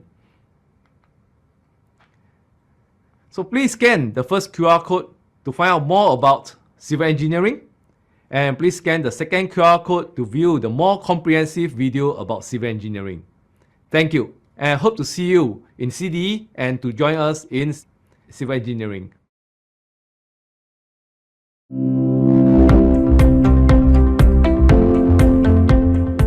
Good morning, everyone. Thanks for coming to this sharing session. I'm Professor Hu Zhangyong, Director of the Environmental and Sustainability Engineering Program. Today, I'm going to share with you Saving the Planet with Environmental and Sustainability Engineering. So first of all, what is Environmental and Sustainability Engineering? Environmental and Sustainability Engineering focuses on exploring the basic fundamentals and translating them to protect the human and our valuable ecosystems from the impacts of adverse environment issues such as energy shortage, climate change, seawater level rising, and so on and so forth. Environmental and sustainability engineers develop innovative solutions and technologies to manage our natural resources and improve the health of the living system and environment quality with efficient and also sustainable manner. Okay, now I'm going to touch on the key features of Environmental and Sustainable Engineering program at NUS. First of all, this is a professional degree which allows our student to do professional registration after graduation. One example is chartered engineer. Okay, once registered as a chartered engineer, this is going to help our graduates in terms of their professional development. For students enrolled into our program, they will have a lot of experiential learning, authentic learning, active interaction experiences with our alumni, with industrial collaborators, with our faculty members. This program has a lot of award-winning educators from the best of the environmental science field, and according to QS World University Ranking in 2024, our program ranked number 9 in the world in the subject of environmental science. Now I'm going to touch on the curriculum. And in terms of domain areas, we cover climate change, resource management, circular economy, environmental sustainability, water quality enhancement, water reclamation and reuse, alternative energy sources, and air quality management. This program is very flexible. Students can make use of their curriculum to read second major, minor, and specialization programs to achieve multidisciplinary training. They can read minors in data engineering, entrepreneurship, geographical information systems, environmental sustainability. They can read second major in sustainable urban development, public health, life sciences, economics. They also can read a specialization program called Digitalization in Urban Infrastructure, which is offered by Department of Civil and Environmental Engineering. Students enrolled into our program can also apply for scholarships and awards. Okay, for example, they can apply for Singapore Sustainability Scholarship offered by PUB and NEA. They also can consider scholarships, sponsorships offered by BCA. In this year, CEE at NUS is going to celebrate 70 years anniversary. So we are very glad to offer the CE 70th anniversary award, okay, to the incoming student, okay, who is going to enroll in 2025. And for the excellent student, we like to offer the Stellar Award, which covers 4 years of undergraduate tuition fee. And we also offer Excellence Award, Honors Award, and a Merits Award to the student who meet our criteria. So upon graduation, our graduates can work in the government-related agencies, focusing on technological systems, policy frameworks, coastal protection. Our graduates also can join consultancy and other firms. They can actually work on subjects relevant to the sustainability and green finances. And they also can promote entrepreneurship by doing the social entrepreneurship or technopreneurship. So with that, I would like to urge the interested student to join a winning team, study environmental and sustainability engineering at NUS. Together with us, we make an impact, save the planet. Okay, I come to the end. For students who would like to have additional resources and information, please scan the QR code, the first QR code, and access the department program website. And for students who like to view a more comprehensive video clip, can scan the second QR code and access the CDE Open House website. Okay, with that, I really come to the end. If you have any other questions after this sharing session, just feel free to contact me through the email. And I'd like to thank you very much for your listening.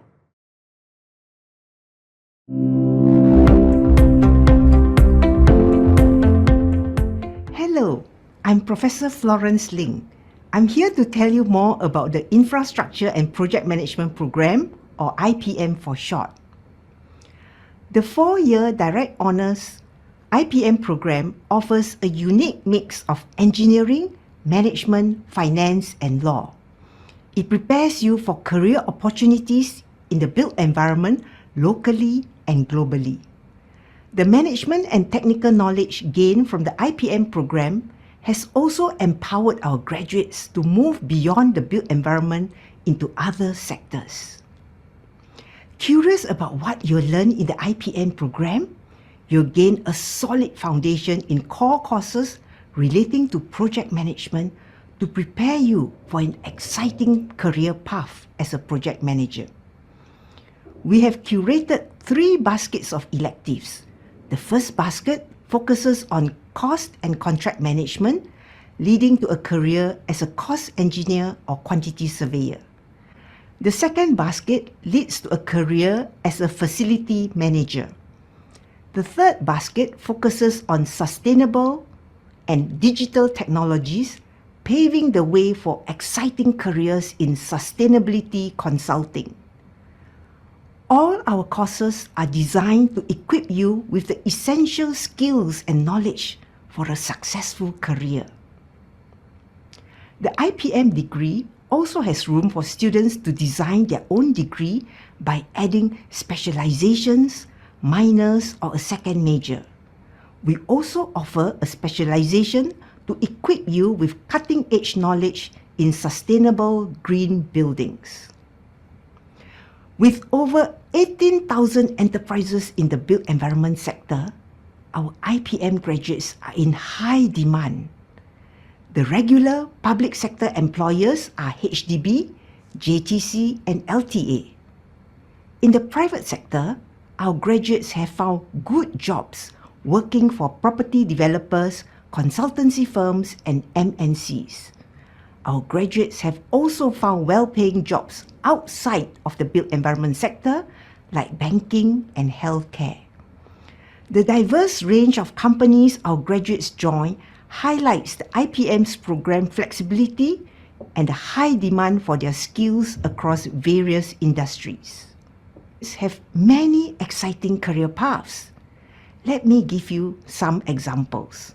First is the exciting career path as a project manager, where you lead and coordinate projects from inception to completion. Project managers play a pivotal role in driving project success.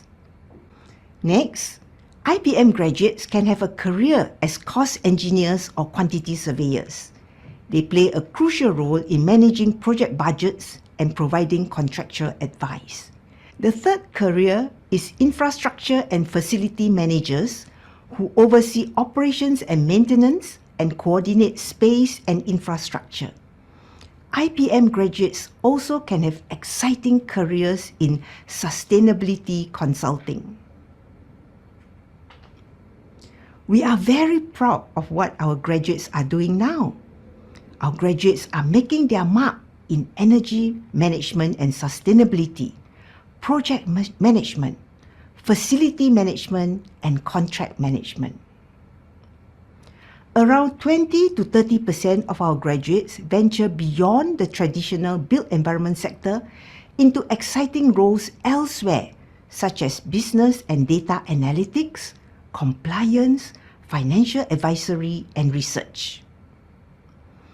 IPM Study Awards are offered to incoming Year 1 IPM students who put IPM as their first choice. We also have departmental level scholarships valued at $6,000 per year for 2 years and do not have a bond. In addition, the public and private sectors also offer scholarships to many of our students. If you would like to find out more about life as an IPM student and about our IPM community, do check our Instagram or TikTok pages. Our handle is nus.dbe, or you can scan the QR code. For more details, we encourage you to visit our program website where you'll find additional resources and information. You can also watch a more comprehensive video about our program at the CDE Open House website. Simply scan the QR code on this slide to access it directly. We look forward to welcoming you to the CDE and IPM family. Now we are moving into an exciting segment, the panel question and answer session. This is your chance to engage with our esteemed panelists to get answers to any burning questions you may have about our programs, curriculums, student life, or anything else related to CDE. So without further ado, let's dive into the Q&A session. If you have any questions, please feel free to type them in the Q&A box below, and our panelists here are ready to provide you with the information you need. Remember, the more you ask, the more you will get out of this session. So don't be shy. So we have our first question here. I have a strong interest in sustainability-focused field, and I'm undecided between studying civil or environmental engineering. Do you have any advice or recommendations? Maybe we can get the profs to answer this question. Okay, thanks for your interesting question, and thanks for your strong interest in the sustainability-focused field. I'm Professor Hu from Environmental and Sustainability Engineering, so I will talk about it for a while, and then maybe my civil colleagues will add on. Environmental and sustainability engineering is in the core of the sustainability, and we addresses the hottest environmental issues, challenges on the planet, including climate change, including resource depletion, pollution, and so on and so forth. So, okay, so how to say, in terms of sustainability, basically it's a national-wide movement. It's a national agenda according to Singapore Green Plan 2030. So basically a lot of discipline actually can contribute to this sustainability to some degree. Of course, environmental and sustainability engineering is right in the center of sustainability. So the quick recommendation I like to give to you is you probably can consider read a double degree. Okay, which means a degree in the environmental and sustainability engineering plus another degree in civil engineering, which is achievable now, given our very flexible curriculum. Okay, for a student within 4 years, okay, you probably can achieve this aim to have a double degree training. Thank you. Hi, I'm Professor Pang from the Department of Civil and Environmental Engineering. I'm in charge of the Civil Engineering program, and I would like to again echo what Professor Hu has mentioned just now, that if you look at NUS College, we have almost all the disciplines have certain focus on sustainability. It is right there in every program, just that it is applied in different discipline and different manner. For example, for civil engineering, if you are interested in coming up with solutions that you see around you, looking at green development using green material, looking at repurposing structures instead of tearing down buildings, you want to repurpose them, or even looking at how to mitigate the effects of climate change, whereby we look at some of the nature-based solutions to build our coastal defenses. Those are the areas where you will find that you can have that flavor of sustainability in civil engineering. And again, to echo what Prof. Hu mentioned earlier on, we do encourage students to actually even consider civil and environmental as a double degree. We have actually one graduate who have graduated with this double degree last year, and he's doing very well, even pursuing a master's, and he's actually highly sought after by the employers right now. Thank you. All right, thank you, professors. I hope we get a more understanding of the both majors. And next, we have the next question. How does environmental and sustainable engineering differ from environmental studies in NUS? Maybe we can get Prof. Hu to answer this. All right. Okay. Thank you for your interest again in the environmental and the sustainability engineering. Okay. As I mentioned that this program basically addresses a lot of environmental and sustainability issues, including climate change, alternative energy, pollution control, and so on and so forth. Okay. The most important thing here to differentiate us with environmental study is that this is a professional degree.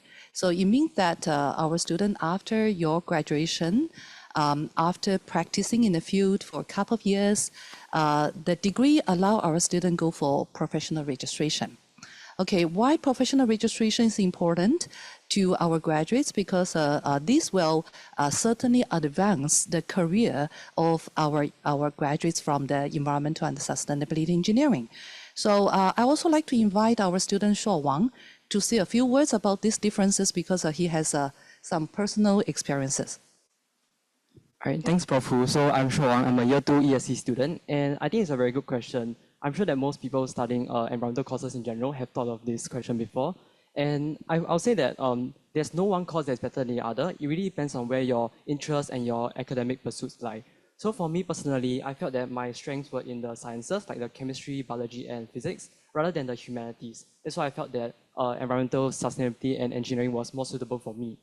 And even right now, I'm actually pursuing some minors in aquatic ecology and geosciences, for example, from the College of Humanities and Sciences. So I feel that even though your major could be based in ESE, you still can have other opportunities to explore like environmental sciences and the natural sciences from the other faculties as well.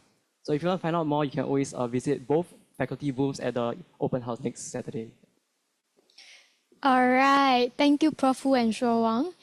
Next, moving on to the next question. Is IPM very technical engineering degree? Maybe Prof. Ling can answer this? Thank you for your question. I'm Professor Florence Ling from the Department of the Built Environment. And this is a very good question.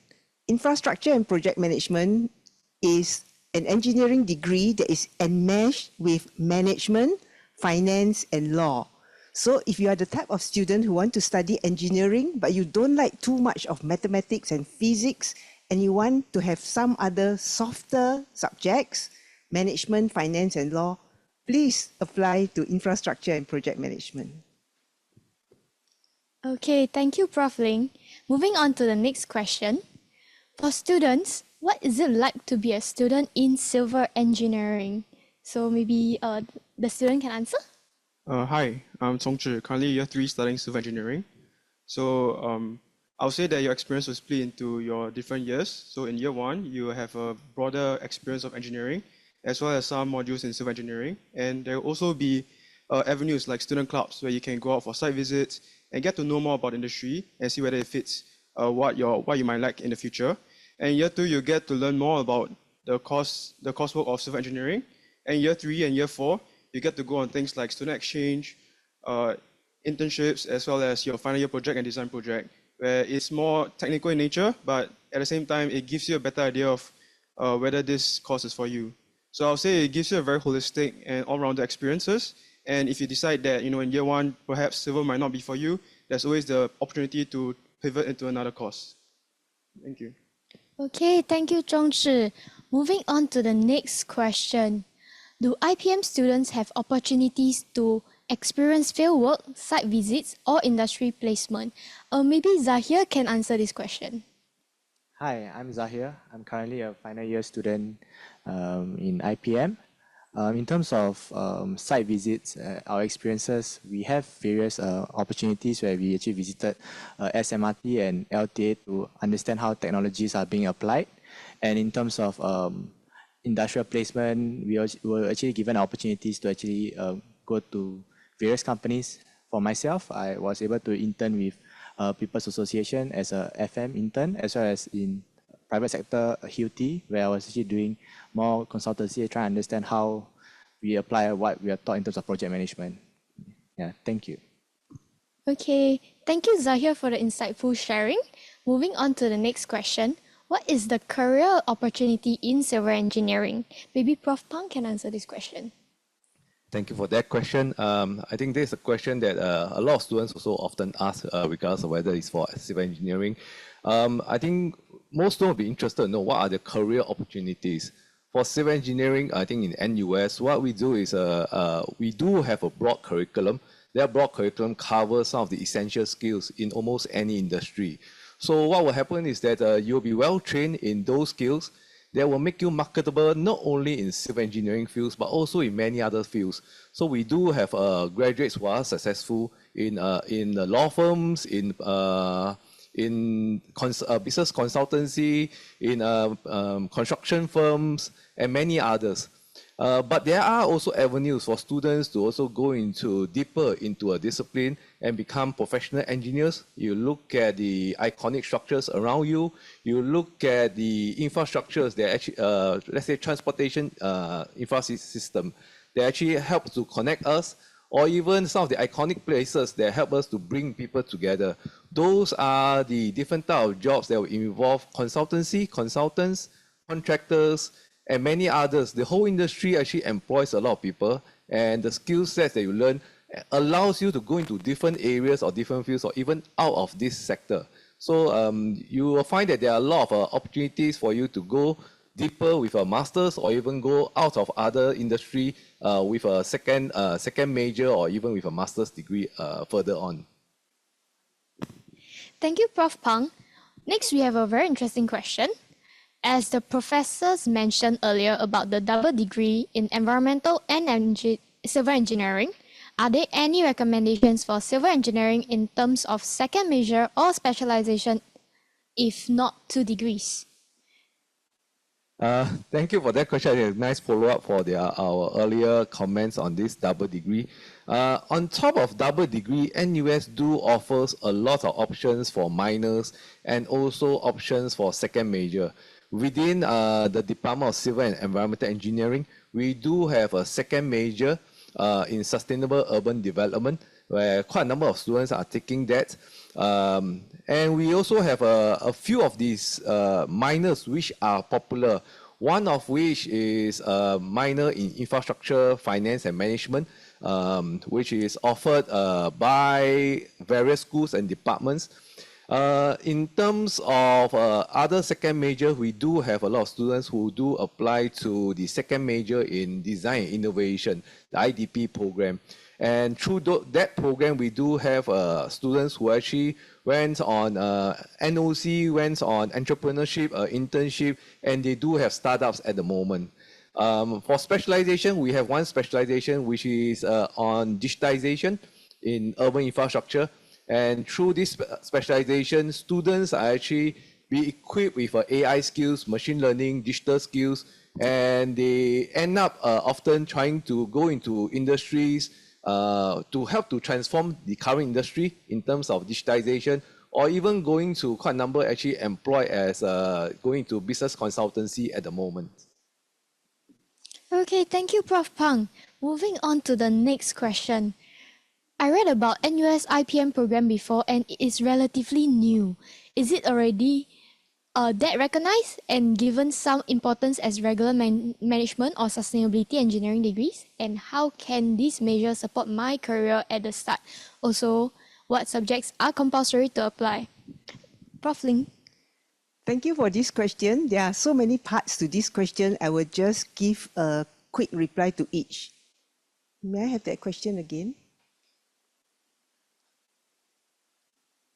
So there was this question about what are the subjects that you can apply, and the answer is you will have to apply as what an engineering requirement to apply. It is relatively new, it's true, but it is not a completely new program in the sense that it is an upgrade of an existing program called Project and Facilities Management. So imagine you have a handphone that is version 10 in the past, and now this IPM is version 11. So it's an upgrade. What else? It is recognized. Yes, the institutions that recognize our earlier program will continue to recognize this new program. It is, of course, given the same importance as any other programs in NUS, but I want to zoom in on how it supports your career. The IPM program will train you for many kinds of jobs, but I want to focus on 4 of them. And I will use Changi Airport Terminal 5 as an example. If you have the architects and engineers who have completed the design of the project, you need a project leader to get everything together to execute the project for Changi Airport Terminal 5 to come up.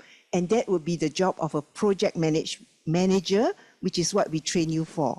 And because the project has so many parties, we need to sign contracts, make payments, etc.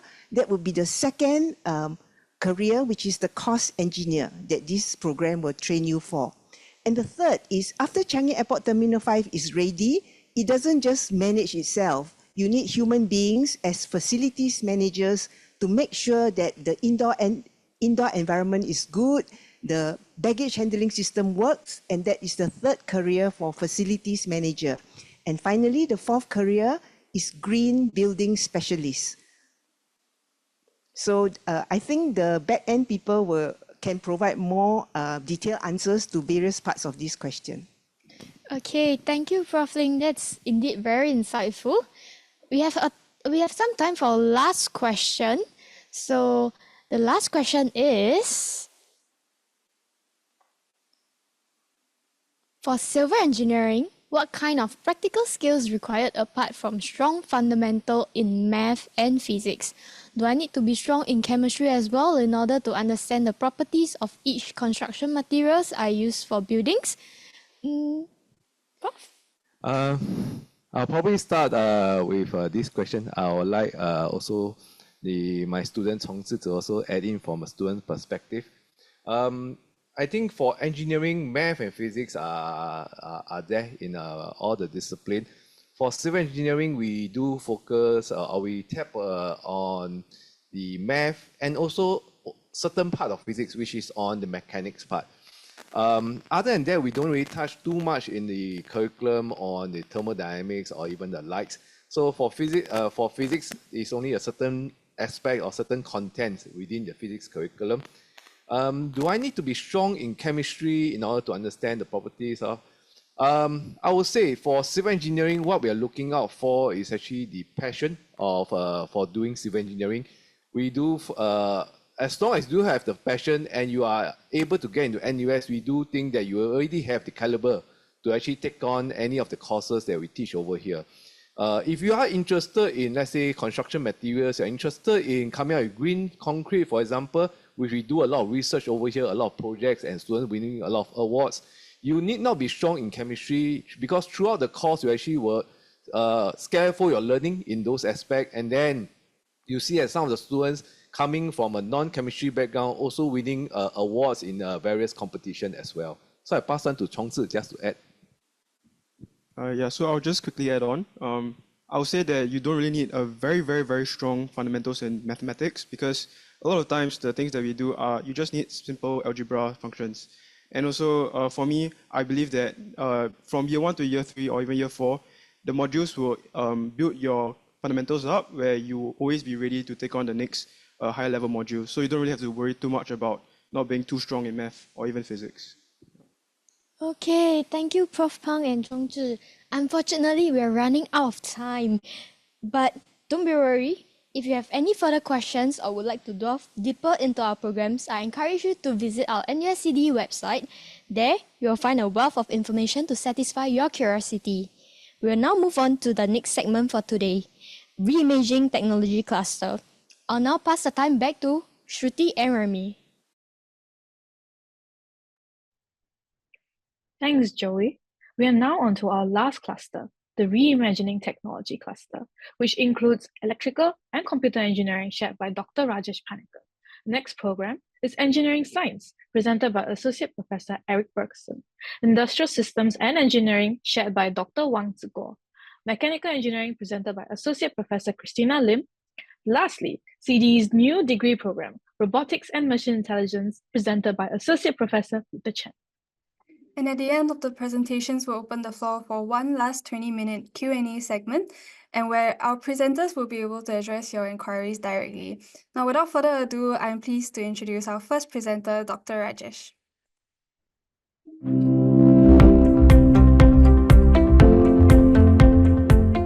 Hello everyone, welcome to this short video to introduce electrical engineering and computer engineering, two overlapping fields which you will be interested in if you want to be at the forefront of technology. Electrical and computer engineers have shaped the past and are powering the future. For example, some of the pioneering breakthroughs that transformed the 20th century, like computers, which are constituted by billions of transistors, as well as the medical advances that allows us to live longer, are all underpinned or powered by electrical and computer engineering. And many of the technological breakthroughs that we are witnessing today, like for example the mobile and digital age, which are powered by mobile devices, robotics, wireless communications like 5G and 6G, are all powered by electrical and computer engineers or engineering. And the future buzzwords that everyone is talking about, AI, quantum computing, data security, the future of computing, is all driven by electrical and computer engineering. Now, electrical engineers are solving tomorrow's global challenges. So they are advancing fields such as AI, autonomous vehicles, renewable energy, so on and so forth.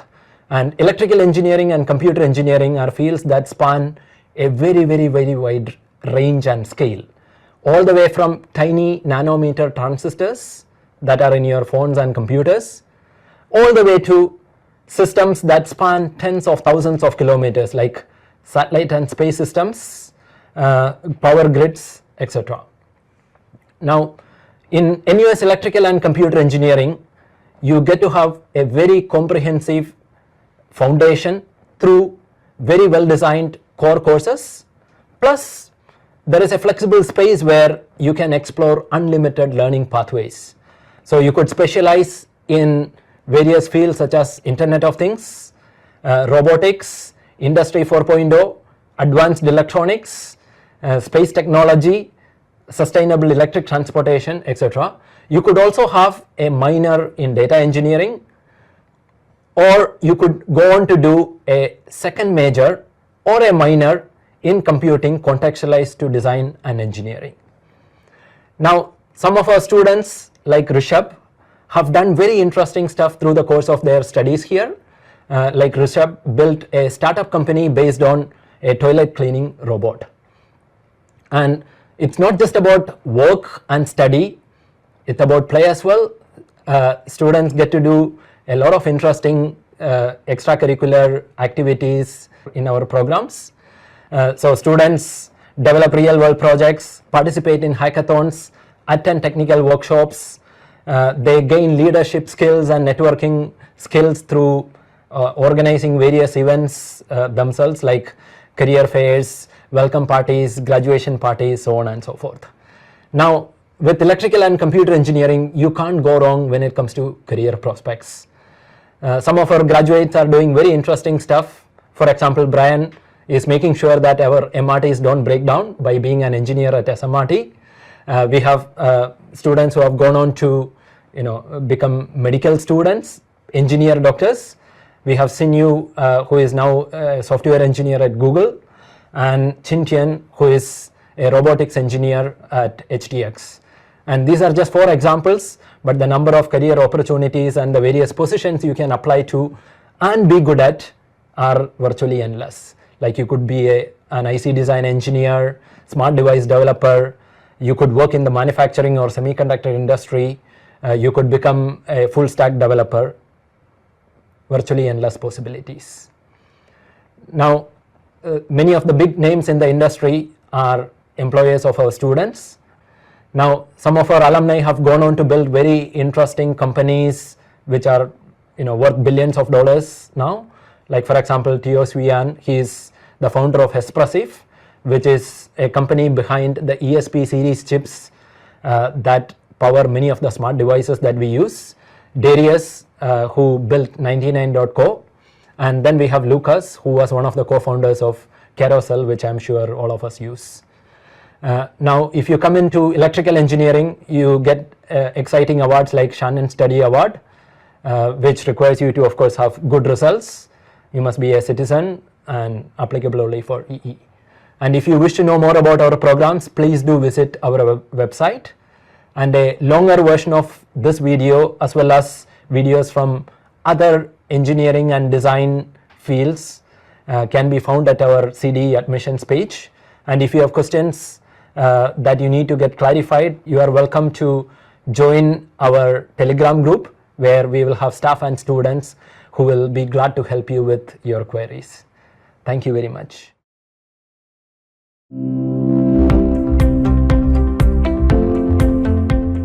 Welcome to Reimagining Technology with Engineering Science program. Engineering science has the power to reimagine technology by blending scientific understanding with innovative engineering design to create groundbreaking solutions that shape the future. I'm Erik Birgersson and the director of the Engineering Science program in NUS, ESP in short.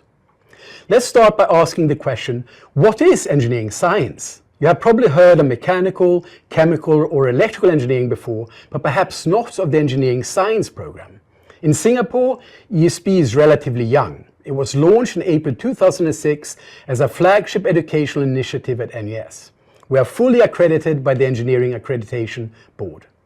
In short, the mission of ESP is to train engineering scientists who can solve multidisciplinary problems, develop innovative designs, integrate systems, and work at the interface of disciplines.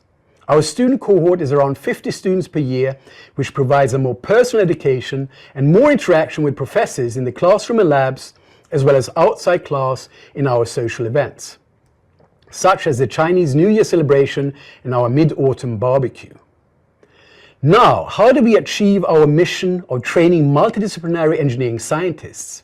ESP has a team of academic staff from mechanical, electrical, physics, and material science and engineering, as well as adjunct staff from local agencies and industry, staff from all around the world.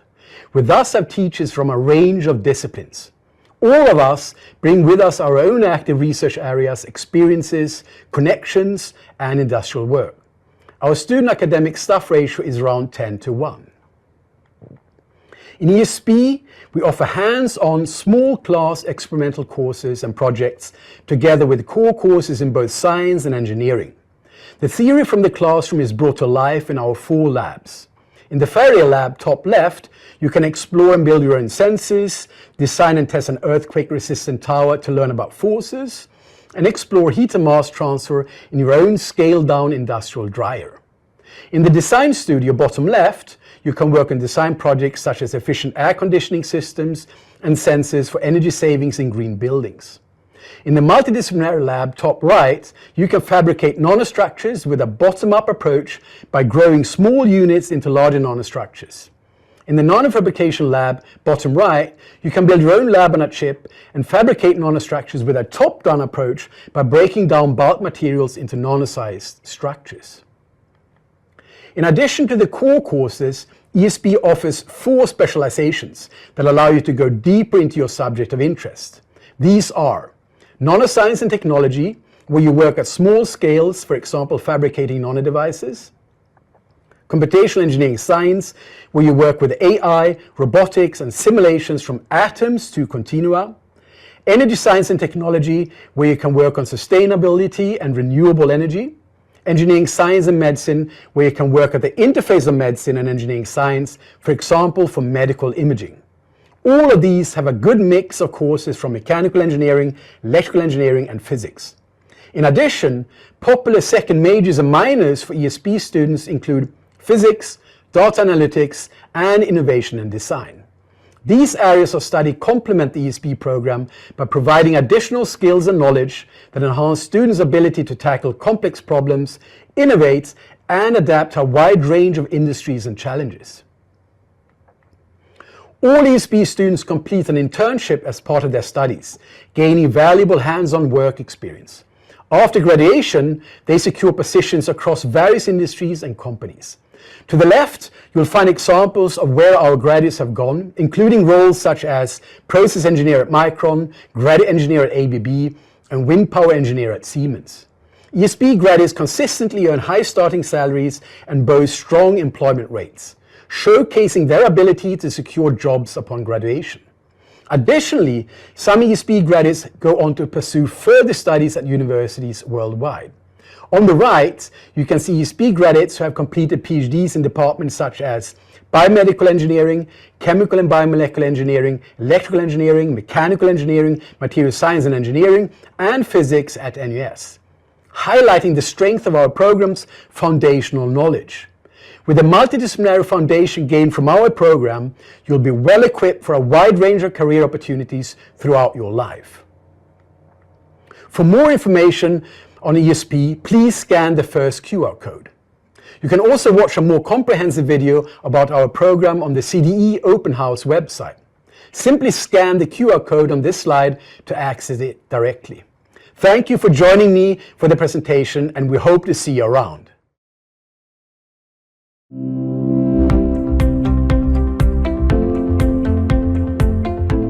Hello, I'm Zhiguo. Welcome to the presentation on Industrial and System Engineering program. To help you better understand what is ISE, let me explain what do Industrial and Systems Engineer do. First of all, what is a system? A system is a set of things that are working together or interacting with each other. So the university is a system, the hospital is a system, and the bank is also a system. As a system engineer, we are interested to study how does a system work and think of ways to improve its efficiency. In particular, we focus a lot on the system optimization. That is, instead of looking at each individual component of system, we take a holistic view of the system and make sure that all components of a system can work harmoniously to achieve a collective goals in productivity, quality, cost competitiveness, safety, or sustainability.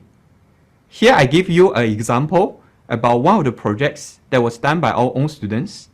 In this project, our students worked very closely with one of the airline catering companies to help improve their food processing and packing storage system.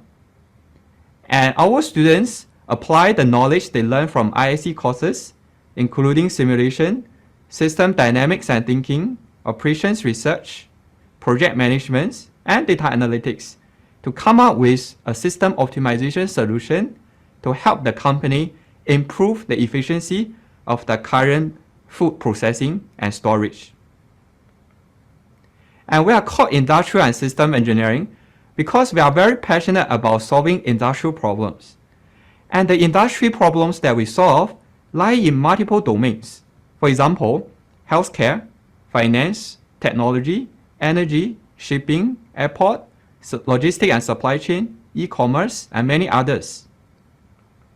And there are two highlights of our program. The first is our future-proof and career-ready curriculum. At ISE, our curriculum is well designed to train our students with all the essential skills they need to prepare for the future career. And some of the core modules and popular courses we offer include system thinking and design, project management, simulation, data analytics, generative AI, and the engineering economics. And under the ISC program umbrella, we also offer 3 areas of specializations for students with different interests. The first one is supply chain analytics. The second one is data analytics and decision intelligence. And the third one is sustainability analytics.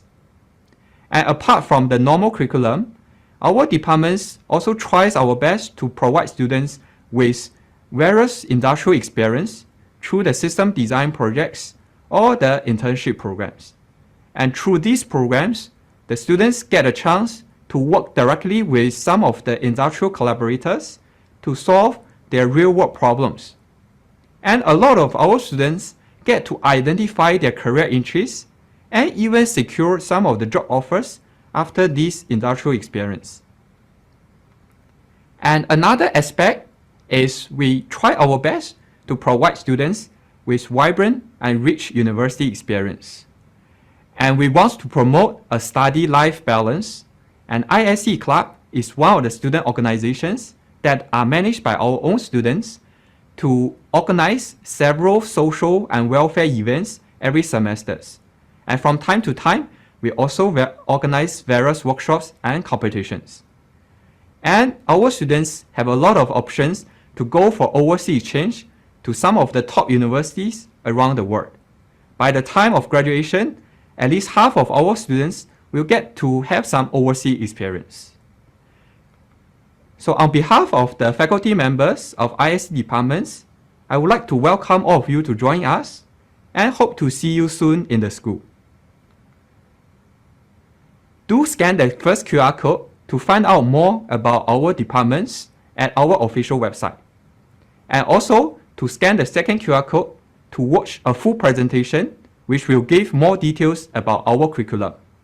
Thank you.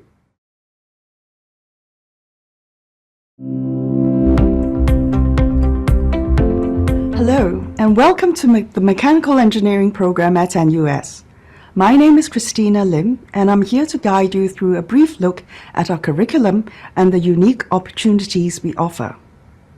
Let's start by asking what it is that mechanical engineers actually do. Well, the main activities mechanical engineers are involved in are the analysis and design of objects that carry loads or experience forces. These can be static objects such as mobile phones or exoskeletons, or more commonly, complex systems that move, such as aircrafts and robots. Another area in mechanical engineering that you might not have known about is energy. Mechanical engineers are also very much involved in addressing issues of climate change with our expertise in renewable energy, energy efficiency, and the management of cooling systems, anything from tiny electronics to large data centers.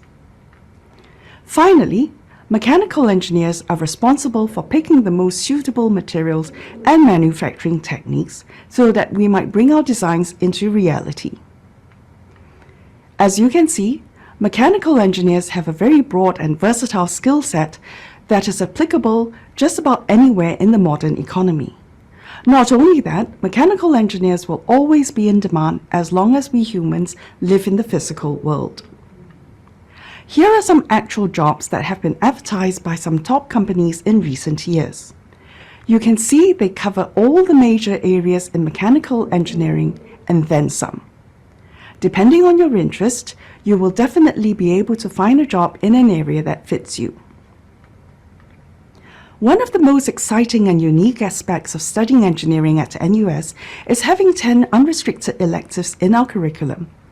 Depending on your interests and career aspirations, you can use these unrestricted electives to go much deeper into a subfield within mechanical engineering with a specialization or two.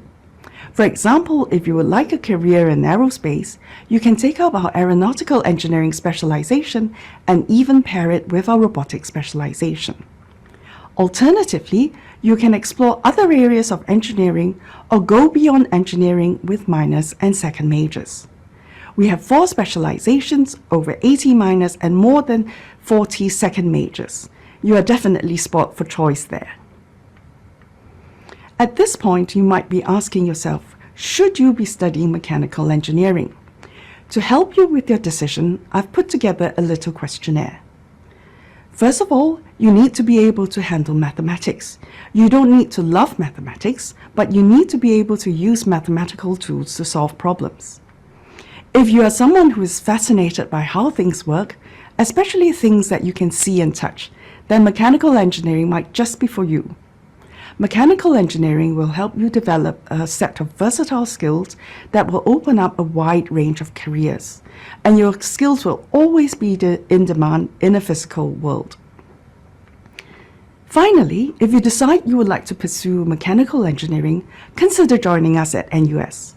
As you have seen, our curriculum is very flexible, allowing you to tailor your degree to suit your interests and career aspirations. This flexibility also extends to being able to switch between engineering majors, adding and dropping specializations, second majors and minors, all with no penalty. Our system is also very forgiving, especially in the early years, where you get to exclude grades from certain courses after you get your results, if you find that your grades are less than stellar. Finally, NUS offers a very vibrant student life, and its international reputation also means that our students can get the best exchange opportunities possible. If you want to know more, do visit our mechanical engineering website as well as our admissions microsite. We hope to see you on campus very soon. Thank you and goodbye.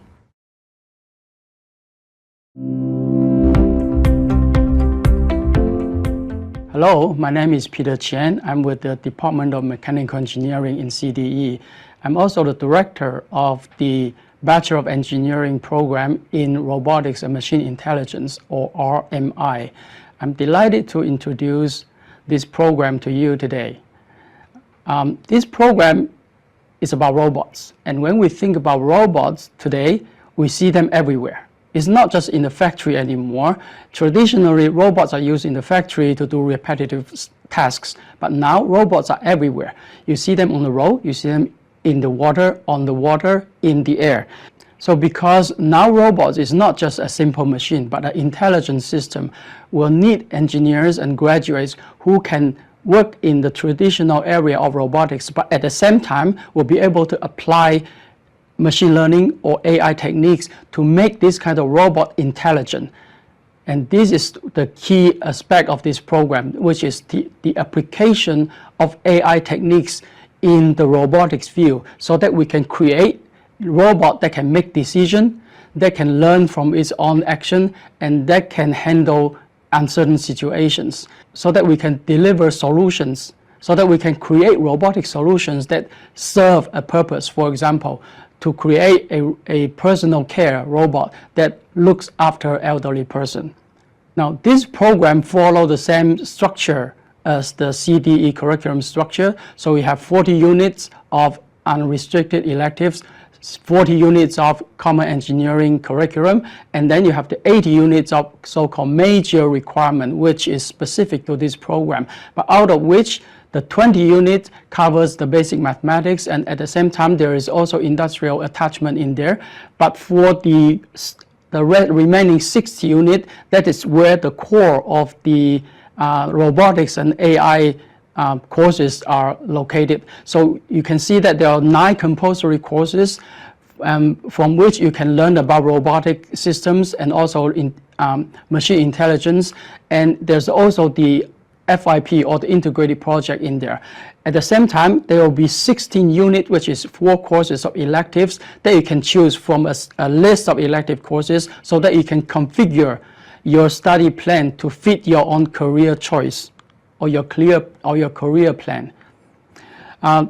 In this new program, NUS is offering a scholarship, and this program is part of this NUS AI Talent Scholarship. So students in this RMI program are eligible to apply. So in developing this program, we did an industry survey and asking feedback from industry about what kind of attribute that they want to see in a graduate. And this list of attributes reflect the reality that now industry needs not only just people who are good at working with robots, but people who can apply AI or digital technologies to make the machine more intelligent. And this RMI program is designed specifically for this purpose. That means our graduate will be highly sought after by the industry and will enjoy a rewarding career. You can scan the QR code to get more information about open house event, and you can also check out a more comprehensive video online so you can learn more about this program. Thank you very much, and we look forward to welcoming you into the CDE. Thank you.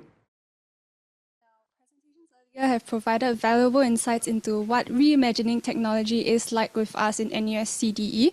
So now it's finally time for our live Q&A segment, and this is the last Q&A segment we will have for the day.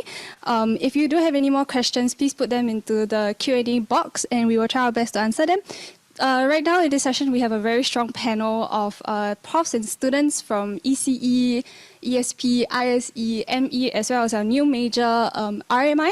So without further ado, let's start with the Q&A.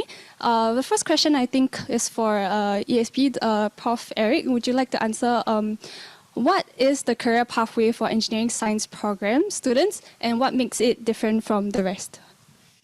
We start with the most difficult question. I often get this. Engineering science is broad. It's therefore difficult to give a direct, concrete answer to this question. Instead, I'm going to say that engineering science program is multidisciplinary. It trains you in electrical, mechanical, and physics.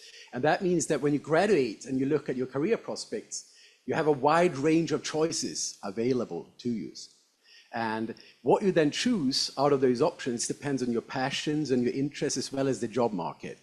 And when you are with us, my recommendation would be to try out different careers and different jobs as part of the vocational industrial attachment, for example, industrial attachment, to get a feel for what you like here.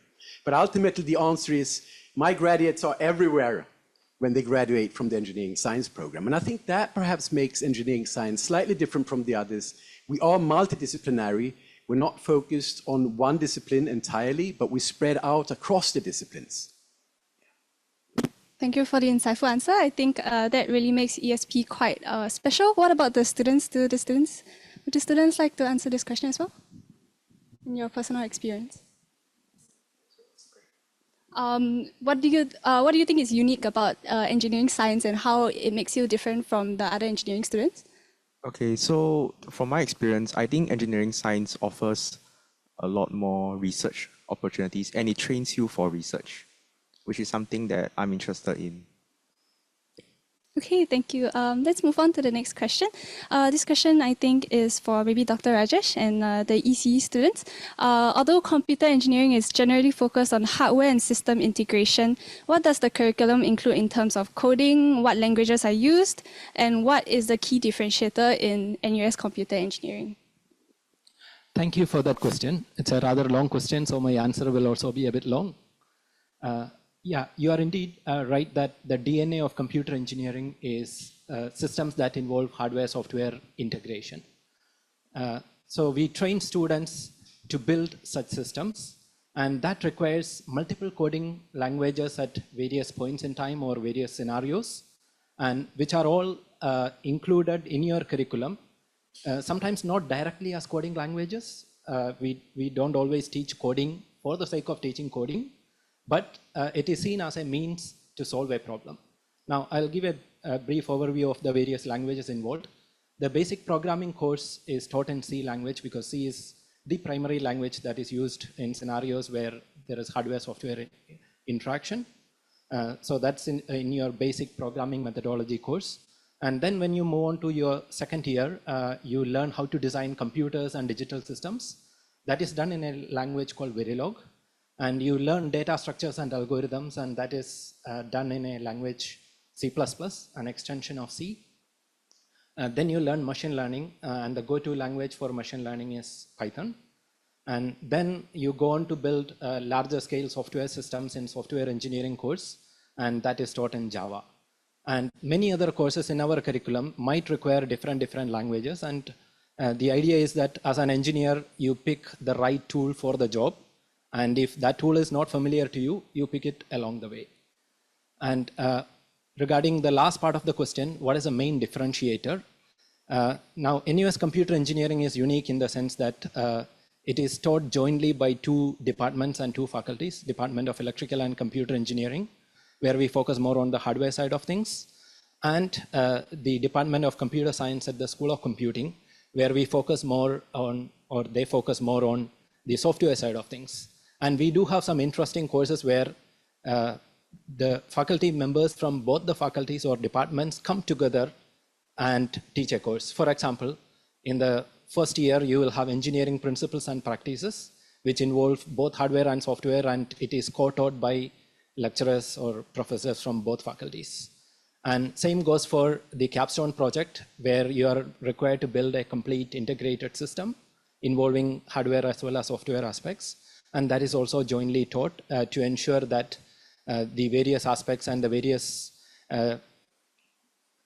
concepts that you learned over the first 2-3 years are all well integrated together. Anything else to add, Juncheng?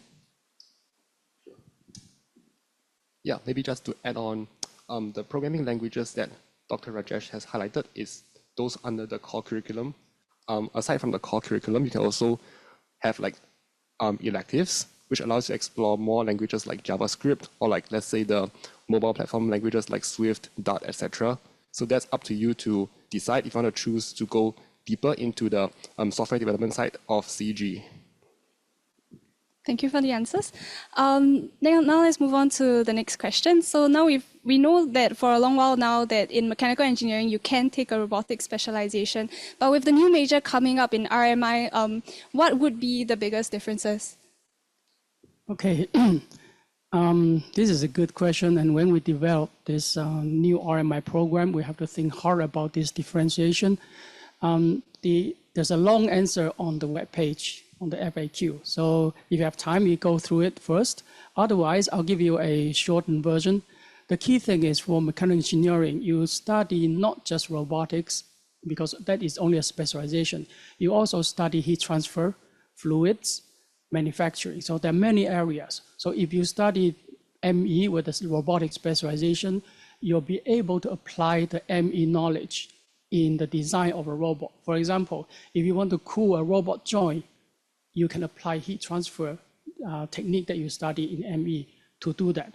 Now for the RMI, the intention is to add a layer of functionality on top of a basic robot to make it intelligent. And that is the difference. And the difference is realized by application of AI or machine learning techniques. We're not going to discover new AI techniques. We're going to apply whatever is existing and whatever is best in the robotic context to develop a package solution that can deliver a application solution to our everyday life problem, not just a basic robot platform. I hope they answer the questions. Thank you very much for your answer. I think we can move on to the next question also. Maybe this is for ISE, Dr. Wang. What is the difference between ISE as a first major and versus having a different first major with systems engineering as your second major? Thank you for the question. I think first of all, we welcome you to take either the first major or second major for ISE. I think they are both good choice. But I would like to explain the difference mainly from two aspects. One is from the career aspect, and the other one is from the training, the breadth and depth of knowledge that we offer. First of all, from the career perspective, if you actually take ISE as the first major, that means you are interested to become an industrial engineer or a data analyst eventually as your primary occupation. But let's say you are more interested to become a civil engineer, electrical engineer, computer engineer. Actually, you can actually consider about taking ISE as a second major. In fact, I would say ISE is actually one of the best complements to all the other majors because as ISE, we actually study how a complex system works, and we try to understand how the different components in a system interact with each other and try to come up with the optimal solution to improve the efficiency of the overall system. So I think the system is actually everywhere, right? So you can find from all the other engineering majors. So I think taking ISE as a second major, you still get to explore some of the core ISE principles. We teach you how to do system design and thinking. We teach you how to do simulation, how to create a computer-based simulation of the real-world system so that you can actually test on some of the system from your computer. But of course, if you decide to choose ISE as the first major, we are going to provide you a more comprehensive training in terms of the breadth and depth of the knowledge. You get to learn all the statistical modeling tools, computer programming tools, and also one of the most important things is we actually offer 3 different specializations for those who actually wants to get a bit deeper into, for example, the first specialization is supply chain modeling and analytics. We also have data analytics and intelligence specialization. And lastly, we also have a sustainability analytics. So if you actually want to go a bit deeper in these areas, do consider ISE as the first major. Yeah, thank you. Thank you, Dr. Wang, for the very detailed answer. Maybe let's have our next question for some of the students. So for mechanical engineering students like Ethan and Elise, can you share your experiences in this degree? Do you learn about AI applications or what else do you learn? Thank you for the question. So for mechanical engineering, so we will still learn the basic of AI, but regarding for AI application and more in depth is probably when you actually take a specialization in robotics, where perhaps maybe Ethan could introduce. So for my specialization in robotics, I do learn about AI applications in terms of, let's say, having a neural network to control the output or the movement of a robot. And we learn about these specific items to help you with integration. So let's say, I'll give you an example. You have a turtle bot and you want it to move around a room. So you need to know how it mechanically works, how the wheels function, how the electrical systems power the robot, as well as how you control it. So in this case, just now I mentioned the neural network. That is an example of how you might control this particular robot to move around the room. But the distinction is that for mechanical engineering students, we learn about it in theory and we understand how it works. However, we don't actually develop or have much experience in applying it to the particular robot. And that is where the new RMI program comes in, where you'll be able to focus more on learning about as well as developing and applying these control and AI systems on a particular robot. And I hope that answers your question. Thank you, Ethan and Elise, for your answer. That really sounds like you guys have a lot of research opportunities. And that leads to our second question where someone is asking if there is any specific research opportunities for undergraduate mechanical engineering students. Are there any research groups at NUS? Maybe Prof. Christina, would you like to share a bit more? That is a good question. We have a specific course, elective course, called the Undergraduate Research Opportunities Program, where students, and it's not just in mechanical engineering, any of the engineering students can undertake this over 1 or 2 semesters as an undergraduate. And of course, the final year project can be, you can choose a topic that is more perhaps research-based rather than application or design-based in mechanical engineering. As for research groups, we have dozens of research groups in a particular department, such as mechanical engineering. All professors are research professors as well, so we all have our own particular areas of research and we can set up groups with our students. So if you're looking at NUS in general, I would say that we have actually thousands of research groups going on. So if you're interested in research, certainly do join us because you have lots of opportunities for that. Thank you, Prof. Thank you, Prof. Christina, for your answer. The next question that we have is, how should I decide which major I should choose between electrical engineering or mechanical engineering? Maybe you want? Okay, my short answer to that very interesting question is that you can't go wrong with any engineering. Okay, what engineering teaches you is problem-solving skills, quantitative skills, critical thinking skills, and lifelong learning skills, which are applicable in almost any job. Okay, and interestingly, the 2 fields, specific fields that you mentioned, semiconductor as well as aerospace, involves pretty much all fields of engineering.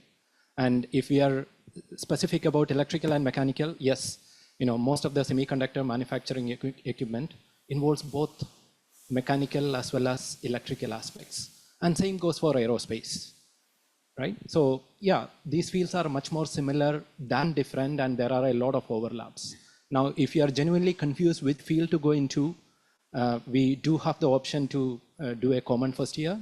You can take courses from the relevant disciplines and see which one you are a bit more interested in, and then go in that direction. Thank you. I think this question also goes up to the students. What are your personal experiences? Would you like to share how you decided as well? Okay. For me, I'm actually taking mechanical engineering, and because I'm actually interested in aerospace industry. So for me, it's actually I decided based on my interests, what I actually prefer to do, and also read up on what actually is more relevant for what I want to do in the future. Like, because in aerospace, mostly you will do like maintenance and operations. So in Singapore, so for me is I lean towards more mechanical engineering to learn about the mechanical engineering basics of like the fluids mechanics and the thermodynamics that actually helps for the aeronautical specialization, where also you could actually do a lot of projects more relevant to aeronautical engineering specialization. Just to add on to that answer, I'm a mechanical engineering student with a specialization in robotics, but I actually intern at a semiconductor firm. So you can see how engineering works, and we are not constrained to our particular degrees. And this area of where should I major in is a question that we all ask ourselves before we came into NUS. And I think one piece of advice we can give you is to go online and watch some videos, not just looking at the course requisites, but also going on YouTube and finding those videos that explain such processes to you, such as semiconductor manufacturing. And semiconductor manufacturing is one of the, or if not the most complex process known to mankind. And I think it's really interesting to see how you can apply your particular major in this particular industry. And based on your interests, you can find which major you want to specialize in. And from there, you can take a certain career path that you want. So I major in electrical engineering, and I agree that like interest is a big part of why I decided to choose it. I also consider practicality as well. It'll definitely help if you can like, as the previous person mentioned, to look up some videos online and see like what it actually would be like to study a major, whether if it's mechanical engineering or electrical engineering. If you have any interest in like projects and stuff, now's a good time to like go into them and see if you have explore any more further interests. So this will help you explore like which majors to take. Yeah. Thank you for your answers. That was very insightful. The next question that we have is, what are the career prospects in industrial and systems engineering? I think Dr. Wang and Yang Kiet can answer this question as well. Maybe I get my students to address this one. I think I particularly get an excellent student who have done a lot of internship, so I think he has a lot to share. Hi, I'm Yang Kiet. So I'm a final industrial engineering student. So the reason I chose industrial engineering is because of its versatility, because I actually didn't really know what I wanted after uni. So for my internships, I actually cast a very wide net. So in my first year, I actually did an intern at Universe. So this is a software development company that focuses on sustainable infrastructure. After that, I took a whole change and I went to HP, where I did RPA development, so something a bit more technical. Then after that, I went to the bank. I went to MUFG Bank, where I did regional operations planning. So this was, again, another very drastic change, which I feel that the industrial engineering degree actually helped me get this internship. After that, I did management consulting at Kaizen Institute, where I really learned to tackle different real-world problems from many different industries. And right now, thanks to the industrial engineering degree, it actually gave me an opportunity to work on our final year project with GIC. So I'm actually doing a carbon emission projection model for them. So it's in the realm of sustainable investments. So I would say the career prospects are truly endless, not only for industrial engineering, but for all engineering disciplines, because of essentially how versatile it is and the technical skill set that it equips us with, along with like various project management skills. Yeah. Thank you, Yankit. Very, very exciting. I think a lot of people are very excited about the RMI major as well. Will there be any opportunities for us to see robotics projects from CDE if we're interested in RMI? Yes, this is the perfect question being asked at the perfect time. In general, you can, if you're interested in robotic projects, you can always contact us. We can make arrangement for you to visit the lab, not just ME or EC or the department with the projects. But right now, on March the 8th open house, there is a robotics fair, but it's not at UTown, it's at EA lobby. So remember, don't go to UTown to look at the robotics fair. Come to EA lobby. We're displaying, showcasing at least 30 robotic projects. You can see the hardware, you can see the student operating them, you can see them live. And you can ask the students, ask the staff about the robotic project right there. So remember, March the 8th, EA lobby from 10:30 to 5 o'clock. Remember that. I'll see you there. Thank you. Thank you, Prof. Peter. Remember, it's 8 March on Saturday at EA in NUS. We'll see you there. So the next question we have, how does ECE differ from RMI, considering that both programs involve the integration of hardware and software, and how dependent are each majors on mathematics? What do you think? Prof. Peter, would you like to answer that too? Okay. ECE and also ME, they all talk about mechatronics. There's motors, there's circuits, there's control system, there's algorithms, there's some AI as well. So the difference, I would say, is that for the RMI, we're focusing adding a layer of functionality, which is AI enabled on top of the mechanical system, electrical system that you're dealing with. And we put this layer in the context of robotics. And that is the key difference to me. Maybe the ECE department have something to add on this. Hopefully I haven't covered enough, sorry. Yep. As Prof was mentioned, RMI looks at a very specific aspect or field, whereas electrical and computer engineering is broad. You are looking at applicability across different fields and sectors. Like we have power systems, we have electromagnetics, computer systems, then control systems and robotics, which is one of the specific fields. And then we have communication systems. So yeah, ECE is quite wide. RMI is something a lot more specific, which has a lot of involvement or a lot of contributions from electrical or computer engineering. Thank you. I think we'll have a few more questions. The next question that we have is engineering science more theoretical than hands-on? Prof. Eric, would you like to answer this? Thank you very much. I would say that we are both. The idea with engineering science program is that it's a small cohort, which allows us to have hands-on projects where you bring the theory to life. That's the whole point. So it's not only paper and pen on a piece of paper, but you build, you visualize, and you struggle sometimes to get things to work. But in those struggles, that's where the theory come to life. So I think in engineering science, small cohort, most of our courses, we have projects that go along with the theory. Maybe you could add a bit? Yeah, so I 100% agree with Prof. Eric there. So far from my experience, every design project that I have done allows us to integrate the theory that we learn effortlessly into the hardware projects. We either have to build something, maybe come up with a computer model. Yeah, but anyways, it's still a very good application of the theory, and you can learn you can learn better if you apply the theory. Yeah. Thank you. I think it is almost time to wrap up our Q&A session. So I think it will be a great opportunity for the students here to share with us how your student life is in NUS and what you have done outside of engineering.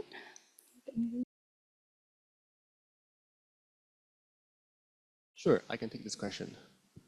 So for student life, well, that depends on how you schedule your everyday life in school. Well, you can choose to be more of like a market kind of person, stay in the lab for like half a day and then attend lectures and tutorials, or you can choose to have a more vibrant student life. So for example, I personally stay on campus in residential college for. So we get to actually attend many different kind of interest groups in the residential college, such as art making groups or like sports interest groups. And also outside of the residential college, one of my friends who's in electrical engineering, he actually is organizing weekly music events in Yutang. It's under this initiative called Studio. And it's really very heartwarming to see different students from different backgrounds coming together and bonding over a music performance for the public, for the student body. And also aside from like the Yutang events, you can also participate in, let's say, student council events to organize, let's say, fun activities for the students during the week as well. Okay, I can take this question also. So I think like it's quite important to spend a lot of time on campus because student life is like really enriching for your time in NUS. So for me personally, I stay in Ridgeview Residential College. Then it's like it's an RC that has a lot of focus on sustainability. For me, this is quite interesting because it's quite different from my major. So for me, the things that I learned in RVRC, I can like it feels interdisciplinary. Like I can experience different things that are separate from my major, which makes me feel like I have more interest in attending school. And yeah, it's also like quite important to join CCAs that you're interested in. Like for me personally, I feel like you can meet a lot of people that have like-minded interests, and you can also connect with people that can help you in your future as well, like for in terms of like career prospects or just hanging out with friends and stuff. Yeah.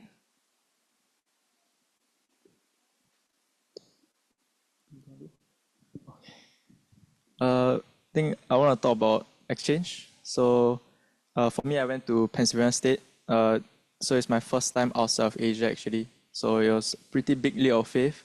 But NUS actually gives pretty good opportunities to travel. So I really suggest that you do. My exchange was really the best experience that I've had in my life. It was really eye-opening. Traveled to many different states, made many different friends from different countries, had friends from Morocco to Kazakhstan to Japan. And you know, I was fortunate that until now we still keep in contact. And whenever we travel to different countries, we would make it a point to meet each other. So definitely, I really do urge you to take any opportunity to travel overseas if you can. Yeah. Okay, thank you all for the very, very interesting answers. While we are working very, very hard reimagining technology and building our futures, it's nice to see that we also have a life outside where we're having fun.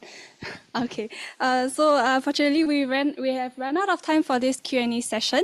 Thank you to the panelists for answering the questions. If you do have any more questions, please feel free to visit our NUS CDE website where there's a lot of information there for you to find. I think that's the end of our session for today. I'll pass the time back to Shruti and Jerry to close our e-open house. Thank you.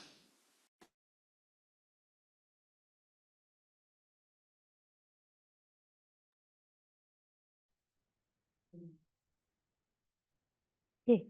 Before we wrap up today's CDE Virtual Open House, if you are eager to explore more about what the College of Design and Engineering has to offer, we invite you to scan a QR code to access our comprehensive program videos, student presentations, and virtual tours. These resources will give you an inside look at student life in each program and allow you to explore our labs and facilities from wherever you are.